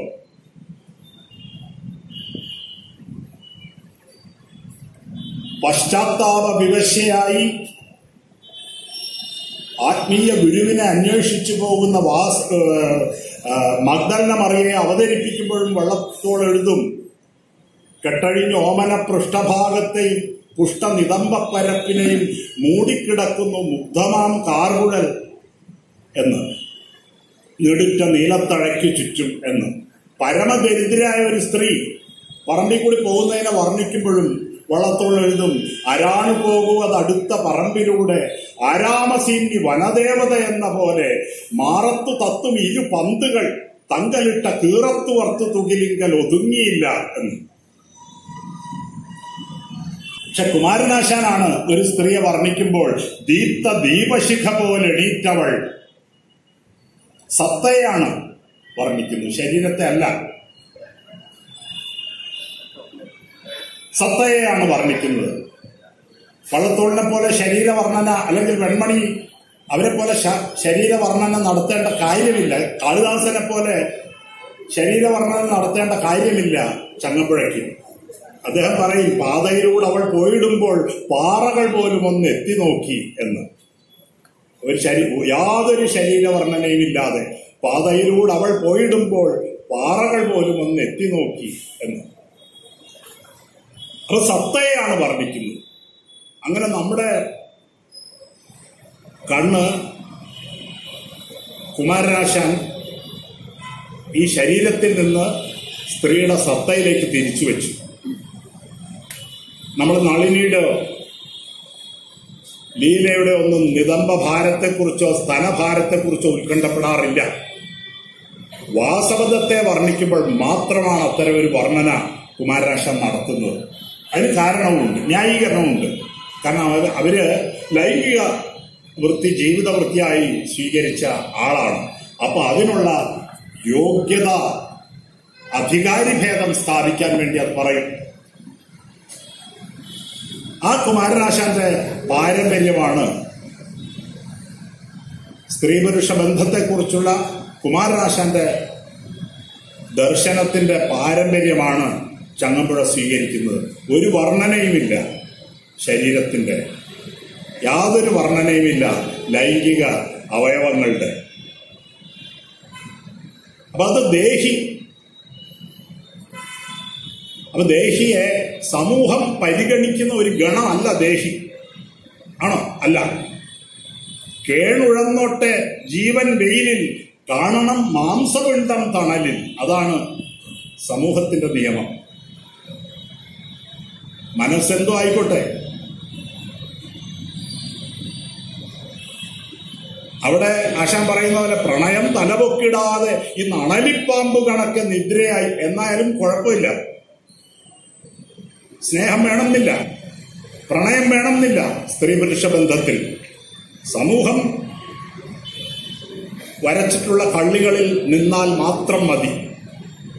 രോഷത്തോടെ ആ സമൂഹത്തെക്കുറിച്ച് പറയുന്നതാണ്, കേണുഴന്നോട്ടെ ജീവൻ വെയിലിൽ കാണണം മാംസപിണ്ഡം തണലിൽ. അത്രേ ഉള്ളൂ സമൂഹത്തിന്.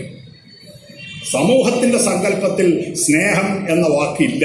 സമൂഹത്തിന്റെ നിഘണ്ടുവിൽ സ്നേഹം എന്ന വാക്കില്ല.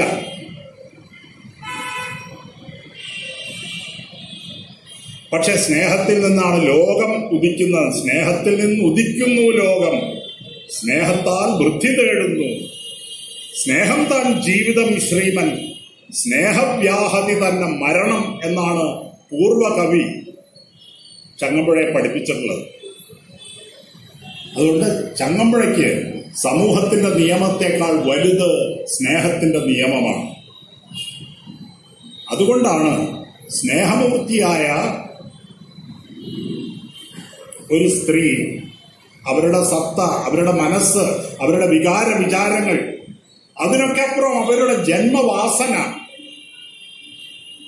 ഇതിന്റെ എല്ലാം ആകത്തുകയായ അവരുടെ ദേഹി, അത് മറ്റൊരു ദേഹിയോടാണ് ബന്ധപ്പെടുന്നത്. അവരുടെ ഭർത്താവിനോടല്ല, കുടുംബത്തോടല്ല. അവിടെയൊക്കെ അവരുടെ ശരീരമുണ്ട്, അവരുടെ കർമ്മകാണ്ഡം അതിലുണ്ട്, അവരുടെ ഡ്യൂട്ടി ഉണ്ട്. പക്ഷെ അവരുടെ ആത്മാവ് ബന്ധപ്പെടുന്നത് വേറൊരു ദേഹിയോടാണ്, വേറൊരു ആത്മാവിനോടാണ്. ഈ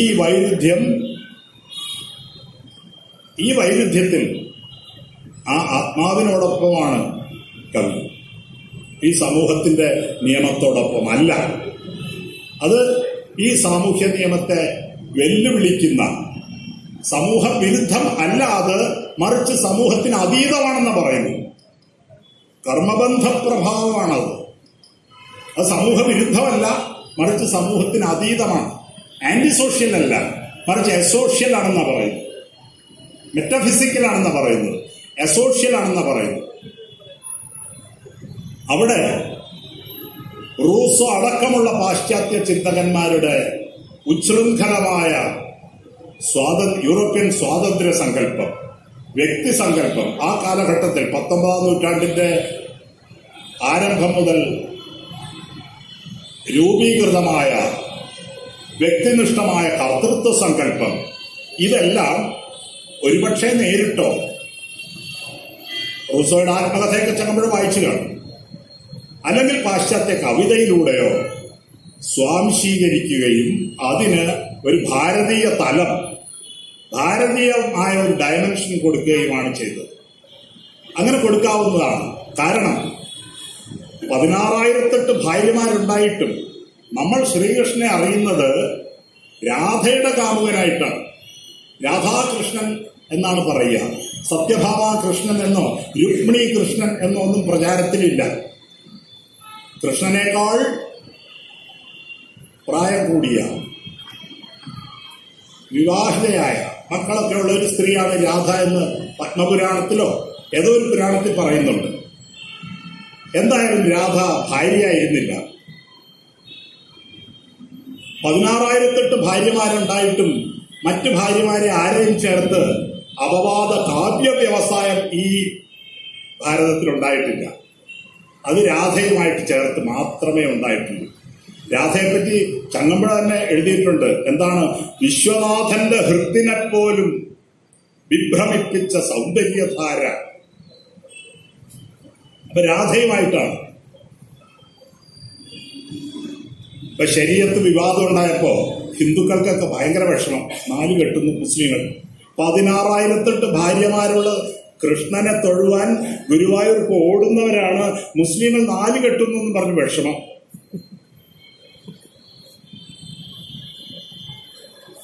എന്റെ സ്നേഹിതയായ ഒരു സ്ത്രീയോട് ഞാൻ ചോദിച്ചു, നീ എല്ലാ മാസവും ഗുരുവായൂർക്ക് പോകുന്നുണ്ടല്ലോ, തൊട്ടിപ്പുറത്ത് ശ്രീരാമന്റെ അമ്പലം ഉണ്ടല്ലോ തൃപ്രയാർ, അവിടെ പോകാറുണ്ട്? അവിടെ പോകാറില്ലെന്ന്. ഞാൻ ചാന്ത അയാള് വേറെ പെണ്ണുങ്ങളൊന്നും നോക്കില്ല. ഏത്? രാമൻ. അയാള് വേറെ പെണ്ണുങ്ങളൊന്നും നോക്കില്ല. അപ്പൊ അതാണ്. അപ്പൊ അത് കൃഷ്ണന്റെ കഥ, കൃഷ്ണന്റെ ഐതിഹ്യം. അത് ദേഹി എന്ന വാക്കിലൂടെ അത് ധ്വനിപ്പിക്കുന്നുണ്ട്. ദേഹി എന്ന് ഭാഗവതത്തിൽ പറയുന്നുണ്ട്. ദേഹികളാണ് ഗോപികമാരും. അപ്പൊ കൃഷ്ണനും രാധയും തമ്മിലുള്ള ബന്ധം സമൂഹത്തിന് അംഗീകരിക്കാവുന്ന ഒരു ബന്ധമല്ല. ഇതുപോലെയാണ്. അപ്പൊ നമ്മുടെ സംസ്കാരത്തിൽ, പാശ്ചാത്യ സംസ്കാരത്തിലെ ഉച്ഛൃംഖലമായ ചിന്തകളിലൂടെ രൂപപ്പെട്ട സ്വാതന്ത്ര്യ സങ്കല്പത്തെ, സ്ത്രീ പുരുഷ ബന്ധത്തിലെ ഉച്ഛൃംഖലതയെ നമ്മുടെ സംസ്കാരത്തിലേക്ക് സ്വാംശീകരിച്ചുകൊണ്ട് അതിനൊരു മെറ്റാഫിസിക്കൽ ഡയമെൻഷൻ നൽകിക്കൊണ്ട്, അലൗകികമായ മറ്റൊരു തലം നൽകിക്കൊണ്ട് രണ്ട് ദേഹികളുടെ ദുരൂഹമായ ബന്ധമായി നിർവചിച്ചുകൊണ്ടാണ് ഈ സമൂഹ വിരുദ്ധമല്ല, സമൂഹ അതീതമായ സ്ത്രീ പുരുഷ ബന്ധത്തെ സ്ഥാപിച്ചെടുക്കുന്നത് ഈ കവി.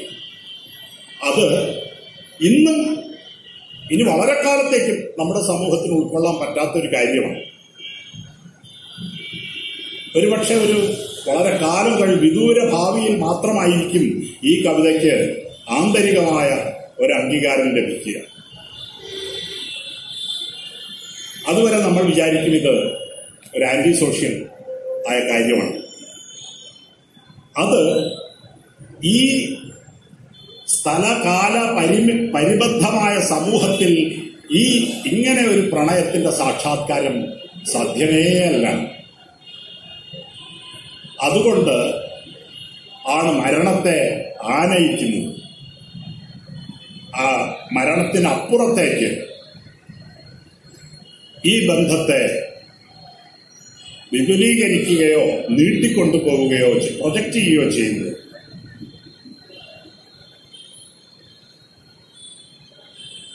അങ്ങനെയാണ് സമൂഹത്തിന് പുറത്തുള്ള പക്ഷികളുടെ സഹായം തേടുന്നത്. എന്താണത്? പഞ്ചത ഞാനടഞ്ഞ് എന്ന് പറഞ്ഞ മരിച്ച് എന്നിൽ നിന്ന് പഞ്ചഭൂതങ്ങൾ വേർപെടും നാളിൽ പൂനിലാവ് അലതല്ലുന്ന രാവിൽ പൂവണിക്കുളിർ മാമരക്കാവിൽ കൊക്കുരുമ്മി കിളിമരക്കൊമ്പിൽ മുട്ടിമുട്ടിയിരിക്കുമ്പോഴേവൻ രാക്കിളികൾ അന്ന് എന്നെ അസ്ഥിമാടം നോക്കി വീർപ്പിട്ട് പാടും. ഈ രാക്കിളികളെ, ഈ കൊക്കുരുമ്മി മുട്ടിയിരിക്കുമ്പോഴുന്ന രണ്ട് കിളികളെ നമ്മൾ പണ്ട് വേറൊരു കവിതയിൽ കണ്ടിട്ടുണ്ട്. ഏതാണത്? ആ ക്രൗഞ്ചമിഥുനങ്ങളാണ് ആദികാവ്യത്തിലെ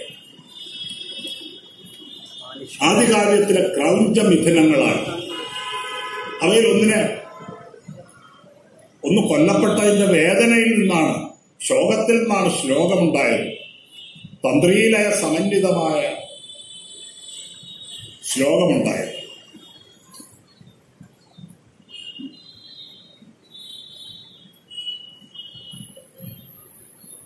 അപ്പൊ ആ ആദികാവ്യത്തിലെ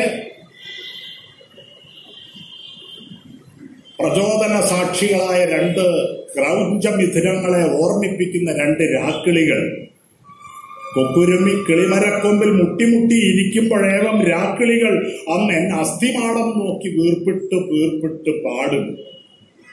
അത് മറ്റൊരു ലോകമാണ്. അവിടെ ശ്മശാനത്തിൽ സമൂഹത്തിന് വലിയ പങ്കില്ല, സമൂഹത്തിന്റെ നിയമങ്ങൾക്ക് പങ്കില്ല, സമൂഹത്തിന്റെ സദാചാര മൂല്യങ്ങൾക്ക് പങ്കില്ല. അങ്ങനെ സാമൂഹ്യ നിയമങ്ങൾക്ക് അതീതമായ ശ്മശാനഭൂവിലേക്ക് നയിക്കുന്നു. ശ്മശാനഭൂവിനെ കുറിച്ച് ചങ്ങമ്പുഴയുടെ പൂർവകവി എന്താ പറഞ്ഞത്? ഇവിടമാണ് അധ്യാത്മവിദ്യാലയം എന്നാണ്. കഷ്ടം സ്ഥാനവലിപ്പമോ പ്രഭുതയോ സജ്ജാതിയോ വംശമോ ദുഷ്ടശ്രീ തനുധാടിയോ ചെറുതുമില്ലോ ഇങ്ങോരില്ല ഘോരാനലൻ സ്പഷ്ടം മാനുഷഗർവമൊക്കെ ഇവിടപ്പുക്ക് അസ്തമിക്കുന്നതിങ്ങിഷ്ടന്മാർ പിരിയുന്നു. ഇവിടമാണ് അധ്യാത്മവിദ്യാലയം. ആ മാനുഷഗർവം അതിന്റെ ഭാഗമാണ് സാമൂഹ്യ നിയമം.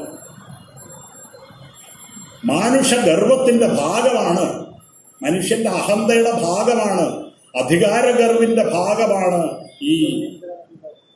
ആ അധികാരഗർവ് ആ മാനുഷ ഗർവത്തിന്റെ ഭാഗമാണ് സാമൂഹ്യ നിയമം. ആ സാമൂഹ്യ നിയമമാണ് ഗൃഹത്തിന്റെ ഭിത്തികൾക്കുള്ളിൽ, ആചാരത്തിന്റെ ഭിത്തികൾക്കുള്ളിൽ, അനുഷ്ഠാനത്തിന്റെ ഭിത്തികൾക്കുള്ളിൽ, വിശ്വാസത്തിന്റെ ഭിത്തികൾക്കുള്ളിൽ സ്ത്രീയുടെയും പുരുഷന്റെയും സത്തകളെ തളച്ചിടുന്നു.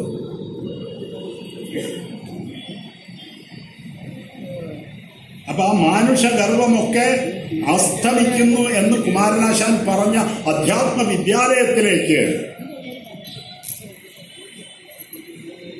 കാവ്യഭാവനയെ ഈ കാവ്യചിന്താഘടന നയിക്കുകയാണ്.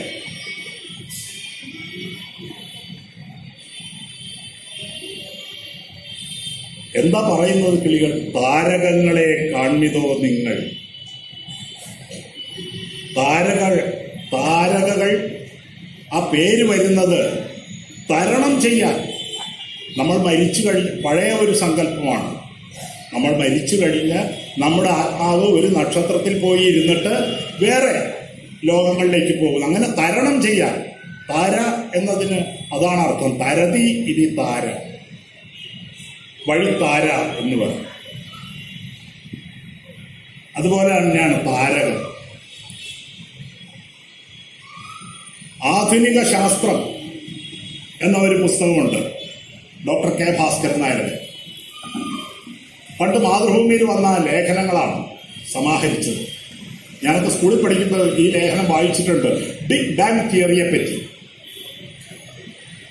അതിൽ അദ്ദേഹം പറയുന്നു, സൂര്യൻ എന്ന നക്ഷത്രം പൊട്ടിത്തെറിച്ചാണ് ഭൂമി ഉണ്ടായതെന്നും ആ ഭൂമി തണുത്തുറഞ്ഞാണ് അതിൽ ജീവജാലങ്ങൾ ഉണ്ടായതെന്നും മനുഷ്യൻ ഉണ്ടായത് എന്നുമൊക്കെ വിശദീകരിച്ചിട്ട് ഏറ്റവും അവസാനം അദ്ദേഹം പറയും, എന്താ പറയുക, അതെ, മനുഷ്യൻ ഒരല്പം വഴിപിഴച്ച നക്ഷത്ര വസ്തുവാണ് എന്ന്. മനുഷ്യൻ സൂര്യൻ എന്ന നക്ഷത്രം പൊട്ടിത്തെറിച്ചാണ് ഭൂമി ഉണ്ടായതെങ്കിൽ ഭൂമി ആ നക്ഷത്രത്തിന്റെ ഭാഗമാണ്. ഭൂമിയിലുള്ളതെല്ലാം ഉണ്ടായതെല്ലാം ആ നക്ഷത്രത്തിന്റെ ഭാഗമാണ്. അതുകൊണ്ട് മനുഷ്യൻ ഒരല്പം വഴിപിഴച്ച നക്ഷത്ര വസ്തുവാണ്. ഒരുപക്ഷെ അതുകൊണ്ടായിരിക്കാം എനിക്കും നിങ്ങൾക്കുമൊക്കെ നക്ഷത്രങ്ങളെ കാണുമ്പോൾ പെട്ടെന്ന് കണ്ണവിടുന്ന് തിരിച്ചു പോരാത്തത്, ഒരു നിമിഷം കൂടി ഒന്ന് നോക്കി നിന്നു പോകുന്നത്. ആ ഒരു ലോലമാം ക്ഷണം, ആശാൻ പറയുന്ന പോലെ ലോലമാം ക്ഷണം നമ്മൾ നമ്മുടെ ഭൗതികമായ പരിമിതികളൊക്കെ നക്ഷത്രത്തെ കാണുമ്പോൾ ഒന്ന് മറന്നു പോകുന്നു. ഒരു നിമിഷത്തേക്ക്, ഒരു നിമിഷാർത്ഥത്തിലേക്ക്. ആ പൂർവബന്ധം കൊണ്ടായിരിക്കാം. അപ്പോ ഈ സമൂഹത്തിന്റെയും ലോകത്തിന്റെയും പരിമിതികൾക്കപ്പുറമുള്ള ഏറ്റവും വിദൂരസ്ഥമായ ഒരു സ്ഥാനത്തെ ഈ പക്ഷികൾ ചൂണ്ടിക്കാട്ടുകയാണ്. നക്ഷത്രങ്ങളുടെ ലോകമാണ്. അവിടെ സമൂഹ നിയമങ്ങൾക്ക് സ്ഥാനമില്ല, അവിടെ പ്രപഞ്ച നിയമങ്ങൾക്കാണ് സ്ഥാനം. പ്രപഞ്ച നിയമം എന്താണ്? സ്നേഹത്തിൽ നിന്ന് ഉദിക്കുന്നു ലോകം, സ്നേഹത്താൽ വൃദ്ധി തേടുന്നു, സ്നേഹം താൻ ജീവിതം ശ്രീമൻ, സ്നേഹവ്യാഹതി തന്നെ മരണം. സ്നേഹമാണ് പ്രപഞ്ച നിയമം. സദാചാരം സമൂഹത്തിന്റെ മാത്രം നിയമമാണ്. അത് മാനുഷഗർവത്തിന്റെ ഭാഗമാണ്. അത് അധികാരത്തിന്റെ ഭാഗമാണ്. അതാണ് സ്ത്രീയെ, ഞാൻ നേരത്തെ ഭഗവത്ഗീതയിൽ പറയുന്ന പോലെ, സ്ത്രീഷു ദുഷ്ടാസു വാർഷ്ണേയ ജായതേ വർണ്ണസങ്കര. സ്ത്രീ പിഴച്ചു പോയാൽ അവളുടെ ജീവിതം നശിക്കുമെന്നല്ല, വർണ്ണസങ്കരമുണ്ടാകും. തമിഴ്നാട്ടിലെ അധികൃതരെ ഒരു പെണ്ണ് പ്രേമിക്കുമ്പോൾ അവനെ തല്ലിക്കൊല്ലുന്നു, അല്ലെങ്കിൽ രണ്ടുപേരെയും തല്ലിക്കൊല്ലുന്നു. യുപിയില് തല്ലിക്കൊല്ലുന്നു. എവിടെയും അങ്ങനെ ജാതി മാറി വിവാഹം കഴിച്ചാൽ. നമ്മൾ അങ്ങനെയല്ല. നമ്മൾ കേരളത്തിൽ പുരോഗമിച്ചതുകൊണ്ട് മിശ്ര വിവാഹിതരെയും അവരുടെ മക്കളെയൊക്കെ ഒരു നിശബ്ദതയിൽ നമ്മൾ കുഴിച്ചു മൂടുന്നു. ഒരു നിശബ്ദതയിൽ നമ്മൾ സംസ്കരിക്കുന്നു. പഴയ നന്നങ്ങാടികളിൽ മരിച്ച മനുഷ്യരെ ഒരു ചാറയിൽ പൊതിഞ്ഞ് കുഴിച്ചിട്ടിരുന്നത് പോലെ മിശ്ര വിവാഹിതരെയും അവരുടെ പരമ്പരകളെയും ഒക്കെ നമ്മൾ ഒരു നിശബ്ദതയിൽ, അദൃശ്യതയിൽ നമ്മൾ കുഴിച്ചിടുന്നു. തമിഴ്നാട്ടുകാരെ പോലെ തല്ലിക്കൊല്ലുന്നില്ല, അല്ലെങ്കിൽ യുപിക്കാരെ പോലെ തല്ലിക്കൊല്ലുന്നില്ല, തീവച്ച് കൊല്ലുന്നില്ല. ജായതേ വർണ്ണസങ്കര, അതാണ് പ്രശ്നം. അത് ഈ വർണ്ണവും വർണ്ണസങ്കരവും മാനുഷ ഗർവത്തിന്റെ, ആശാൻ പറയുന്ന പോലെ മാനുഷ ഗർവത്തിന്റെ ഭാഗമാണ്.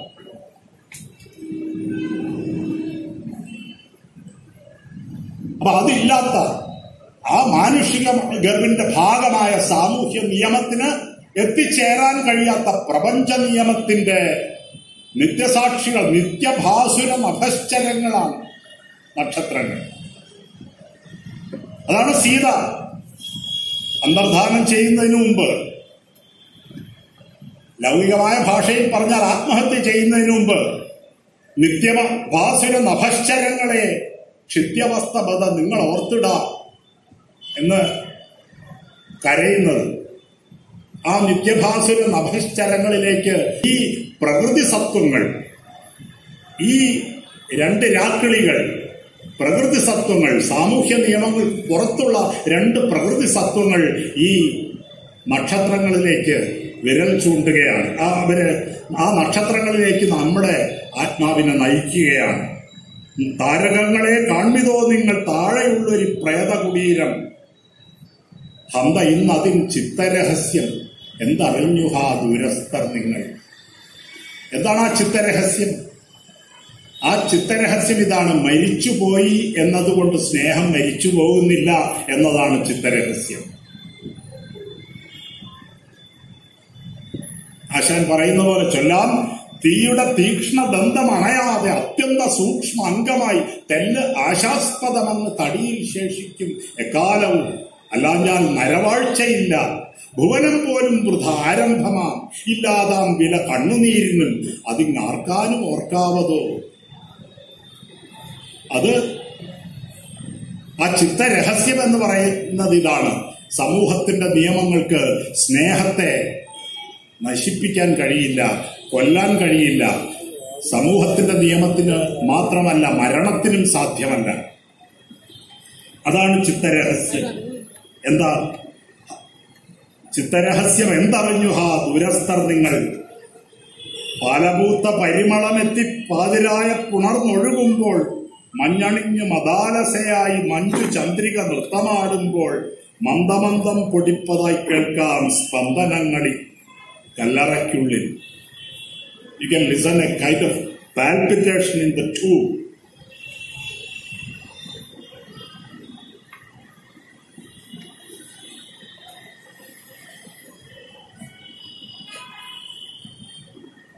പാട്ടു നിർത്തി ചിറകുമൊതുക്കി കേട്ടിരിക്കും അതൊക്കെയും നിങ്ങൾ.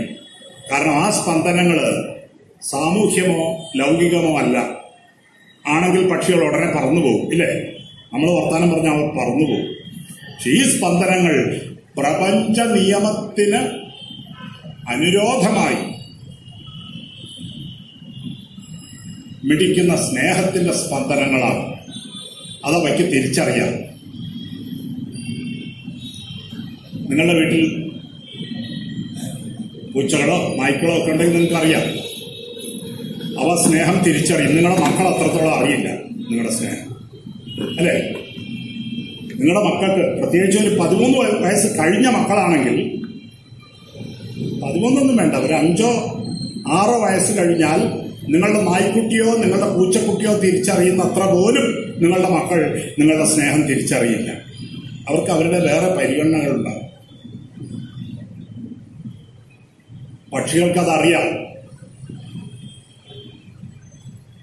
അതുകൊണ്ടവ പാട്ട് നിർത്തി ചിറകുമൊതുക്കി കേട്ടിരിക്കും അതൊക്കെയും നിങ്ങൾ. ആ തുടിപ്പുകൾ ഒന്നിച്ചു ചേർന്നിട്ട് ഇത്തരം ഒരു പല്ലവിയാകും. എന്താണ്? മണ്ണടിഞ്ഞു ഞാൻ, എങ്കിലും ഇന്നും എൻ അണുക്കളിലേവം ഓരോന്നും ത്വൽ പ്രണയസ്മൃതികൾ ഉലാവി സ്വപ്നനൃത്തങ്ങളാടുന്നു ദേവി.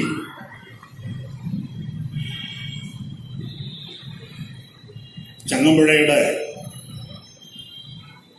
പ്രേമസങ്കല്പത്തിലെല്ലാം ഈ ദേവി എന്ന പ്രയോഗം വരുന്നുണ്ട്.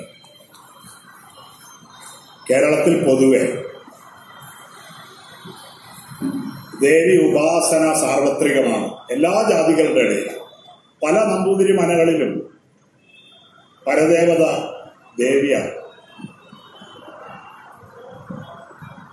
മിക്കവാറും നായർ കുടുംബങ്ങളിലൊക്കെ പരദേവത ഭദ്രകാളിയാണ്. നമ്മുടെ ഇവിടെ തന്നെ ഉണ്ട് ഭദ്രകാളി ക്ഷേത്രം.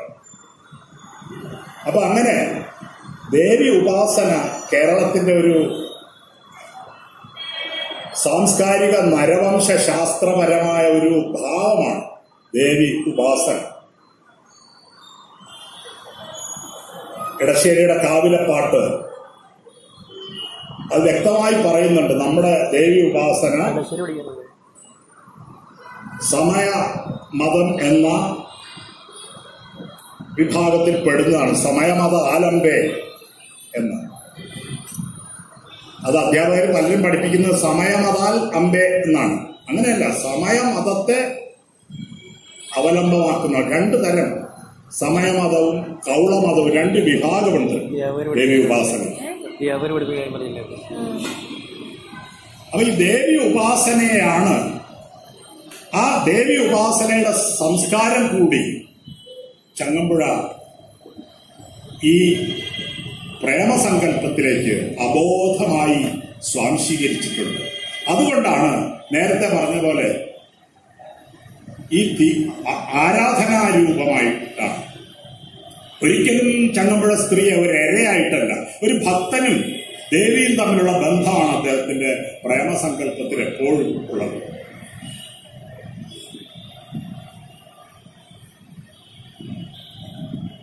ഒരു ഭക്തനും ദേവിയും തമ്മിലുള്ള തന്മയീഭാവമാണ് അദ്ദേഹത്തിന്റെ പ്രേമസങ്കല്പത്തിൽ അദ്ദേഹം നൽകുന്ന ഒരു ഡയമെൻഷൻ, ഒരു തലം അതാണ്. അതുകൊണ്ടാണ് പ്രേമം അതിന്റെ മൂർധന്യത്തിലെത്തുമ്പോൾ കാമുകിയെ ദേവി എന്ന് വിളിച്ചു പോകുന്നത്. ഈയിടെ നിങ്ങൾ ഒക്കെ പരിചയമുണ്ടാവും, ഹാപ്പിലി ബ്ലീഡ് എന്ന ഹാഷ്ടാഗ് ഇല്ലേ?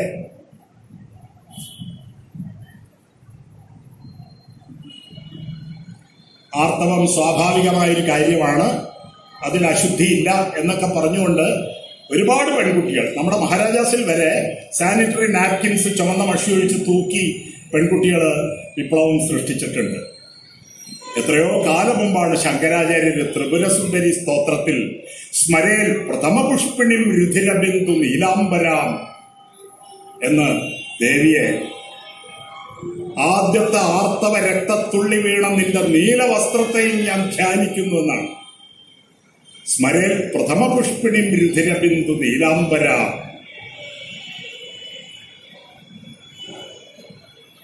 ദേവിയുടെ ഒരു ഭാവമായിട്ടാണ് ആർത്തവത്തെ ശങ്കരാചാര്യർ കണ്ടത്, അശുദ്ധിയായിട്ടല്ല.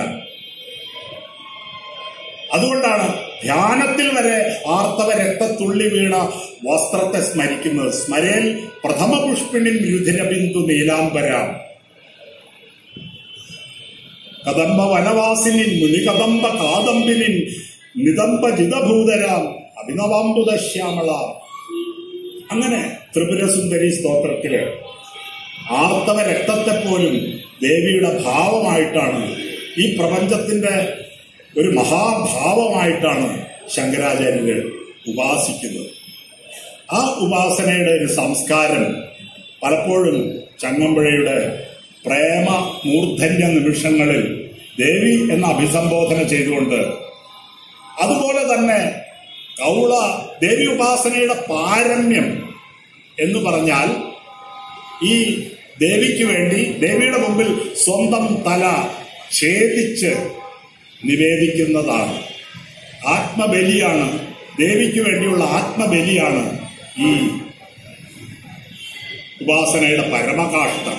ദേവി ഉപാസനയുടെ അതാണ് രമണൻ ചെയ്യുന്നത്. പല കാമുകന്മാരും കാമുകിക്ക് വേണ്ടി മരിക്കാൻ തയ്യാറാകുന്നവരാണ്. അത് ഈ ദേവി ഉപാസന സംസ്കാരത്തെ പ്രേമസങ്കല്പത്തിലേക്ക് അബോധമായി സ്വാംശീകരിക്കുകയും സമന്വയിക്കുകയും ചെയ്ത ഒരാളുടെ ക്ലൈമാക്സ്, അതിന്റെ ഉച്ചകോടിയാണ്. ആ ഉച്ചകോടിയിലാണ് മണ്ണടിഞ്ഞു ഞാൻ എങ്കിലും ഇന്നും എന്നണുക്കളിൽ ഏവം ഓരോന്നും ത്വൽ പ്രണയസ്മൃതികൾ ഉലാവി സ്വപ്നനൃത്തങ്ങളാടുന്നു ദേവി.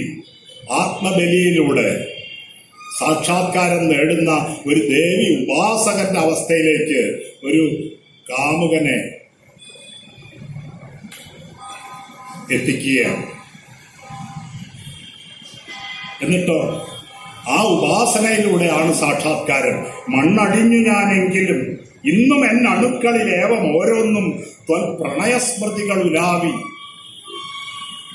സ്മൃതിരൂപത്തിൽ വീണ്ടും ജീവിക്കുകയാണ്. ആശാൻ പറയും, സ്മൃതിയാം പിതൃലോക സീമയിൽ പതിവായി അശ്രുനിവാപമുണ്ടുമേ. ത്വൽ പ്രണയസ്മൃതികൾ ഉലാവി സ്വപ്നനൃത്തങ്ങൾ ആടുന്നു ദേവി. താദൃശ ഉത്സവമുണ്ടോ കഥിപ്പിൻ താരകങ്ങളെ നിങ്ങൾ തൻ നാട്ടിൽ.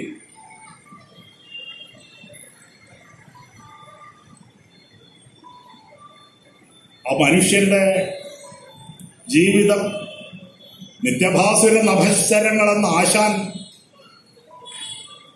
ആരാധിച്ച നക്ഷത്രങ്ങളുടെ ജീവിതത്തെക്കാൾ അത്ര മോശമൊന്നുമല്ലെന്ന് മാത്രമല്ല, കുറച്ചും കൂടി മെച്ചമാണ്. എന്തുകൊണ്ട്? ഈ പ്രണയസ്മൃതിയുടെ ജ്വലനം കൊണ്ട്, ശ്മശാനത്തിലും ഒതുങ്ങാത്ത പ്രണയത്തിന്റെ ജ്വലനം കൊണ്ട് നക്ഷത്ര ലോകത്തെ പോലും വെല്ലുവിളിച്ചുകൊണ്ടാണ് കവിത അവസാനിക്കുന്നത്. ഈ കാവ്യത്തിന്റെ പ്രപഞ്ച ഘടനയിൽ എത്ര ലോകങ്ങളാണ്! നക്ഷത്രങ്ങളുടെ ലോകം, കിളികളുടെ ലോകം, രണ്ട് വ്യക്തികളുടെ ലോകം, പ്രണയിതാക്കളുടെ ലോകം, സമൂഹം എന്ന ക്രൂരമായ ഒരു ലോകം, മരിച്ചുപോയവരുടെ ലോകം, ഒരു പ്രേതലോകം അല്ലെങ്കിൽ പിതൃലോകം. അങ്ങനെ ഒരു പിതൃലോകം മുതൽ നക്ഷത്ര ലോകം വരെയുള്ള 4-5 തലങ്ങളും അടുക്കുകളുമുള്ള ഒരു പ്രപഞ്ച ഘടനയാണ് ഈ കാവ്യം ആവിഷ്കരിക്കുന്നത്. ആ പ്രപഞ്ചത്തിലെ ഓരോ തലങ്ങൾ തമ്മിലും അവയുടെ നിയമങ്ങൾ തമ്മിലും ലയവും സംഘർഷവുമുണ്ട്. ഇപ്പൊ സാമൂഹ്യ നിയമങ്ങളുടേതായ ഒരു ലോകമുണ്ട്. ആ ലോകത്തിന്റെ നിയമങ്ങൾ മറ്റു ലോകങ്ങളുമായി പൊരുത്തപ്പെടുന്നതല്ല. അത് കിളികളുടെ ലോകവുമായി പൊരുത്തപ്പെടുകയില്ല. സാമൂഹ്യ നിയമങ്ങൾ എപ്പോഴും മറ്റേ കിളിയെ അസ്ത്രമെയ്ത് കൊന്നുകളയും. വ്യാപാരമേ ഹനനമാം വനവേടനുണ്ടോ വ്യാപന്നമായി കഴുകനെന്ന് കബോധമെന്നും എന്ന ആശ. അപ്പൊ സാമൂഹ്യ നിയമം മാനുഷ ഗർവമാണ്. അത് പ്രപഞ്ച നിയമത്തിന് വിരുദ്ധമായി വർത്തിക്കുന്നത് കൊണ്ട് മനുഷ്യൻ എപ്പോഴും സംഘർഷത്തിലായിരിക്കും. പക്ഷെ മനുഷ്യനിലുള്ള പ്രകൃതി സഹജമായ വാസനാസിദ്ധമായ സ്വാഭാവികമായ പ്രേരണ, ആ പ്രേരണ പ്രപഞ്ച നിയമത്തെ അനുസരിക്കുന്നു. അത് സ്നേഹമാണ്. അത് ശ്മശാനത്തിലും അവസാനിക്കുന്നില്ല.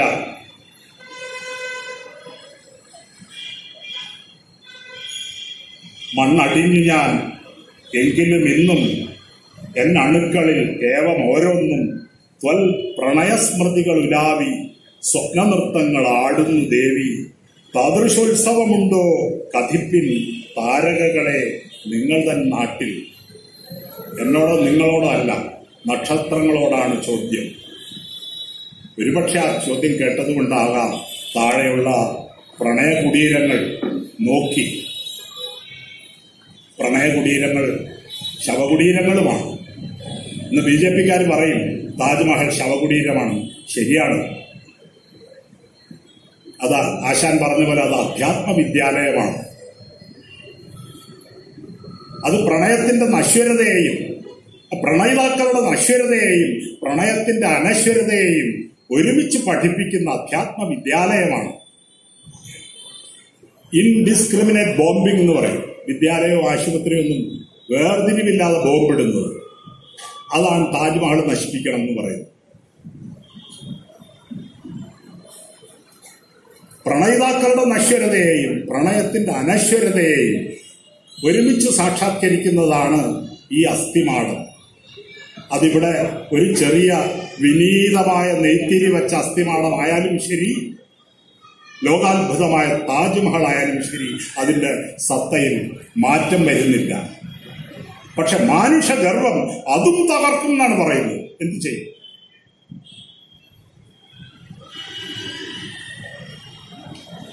ആശാൻ പറഞ്ഞ മാനുഷ ഗർവം, അധികാരത്തിന്റെ ഗർവം, സംഘടിത ശക്തിയുടെ ഗർവം, വർഗീയ ശക്തിയുടെ ഗർവം, ആ അസ്ഥിമാടവും തകർക്കും എന്നാ പറയുന്നത്. അതിന് കാരണമുണ്ട്. കാരണം ആ അസ്ഥിമാടത്തിന്റെ സന്ദേശം സമൂഹത്തിന്റെ നിയമങ്ങളെ വെല്ലുവിളിക്കുന്നതാണ്. സ്ത്രീഷു ദുഷ്ടാസു വാർഷ്ണേയ ജായതേ വർണ്ണസങ്കര എന്ന് പ്രഖ്യാപിച്ച ഒരു പ്രത്യയശാസ്ത്രത്തിന്റെ നിലനിൽപ്പിനെ തന്നെ ചോദ്യം ചെയ്യുന്നതാണ്. അതുകൊണ്ട് ആ അസ്ഥിമാടവും തകർക്കും. നമുക്കും അതുകൊണ്ട് കവിയോടൊപ്പം വെല്ലുവിളിക്കാം. താദൃശോത്സവമുണ്ടോ കഥിപ്പിൻ താരകങ്ങളെ നിങ്ങൾ തൻ നാട്ടിൽ.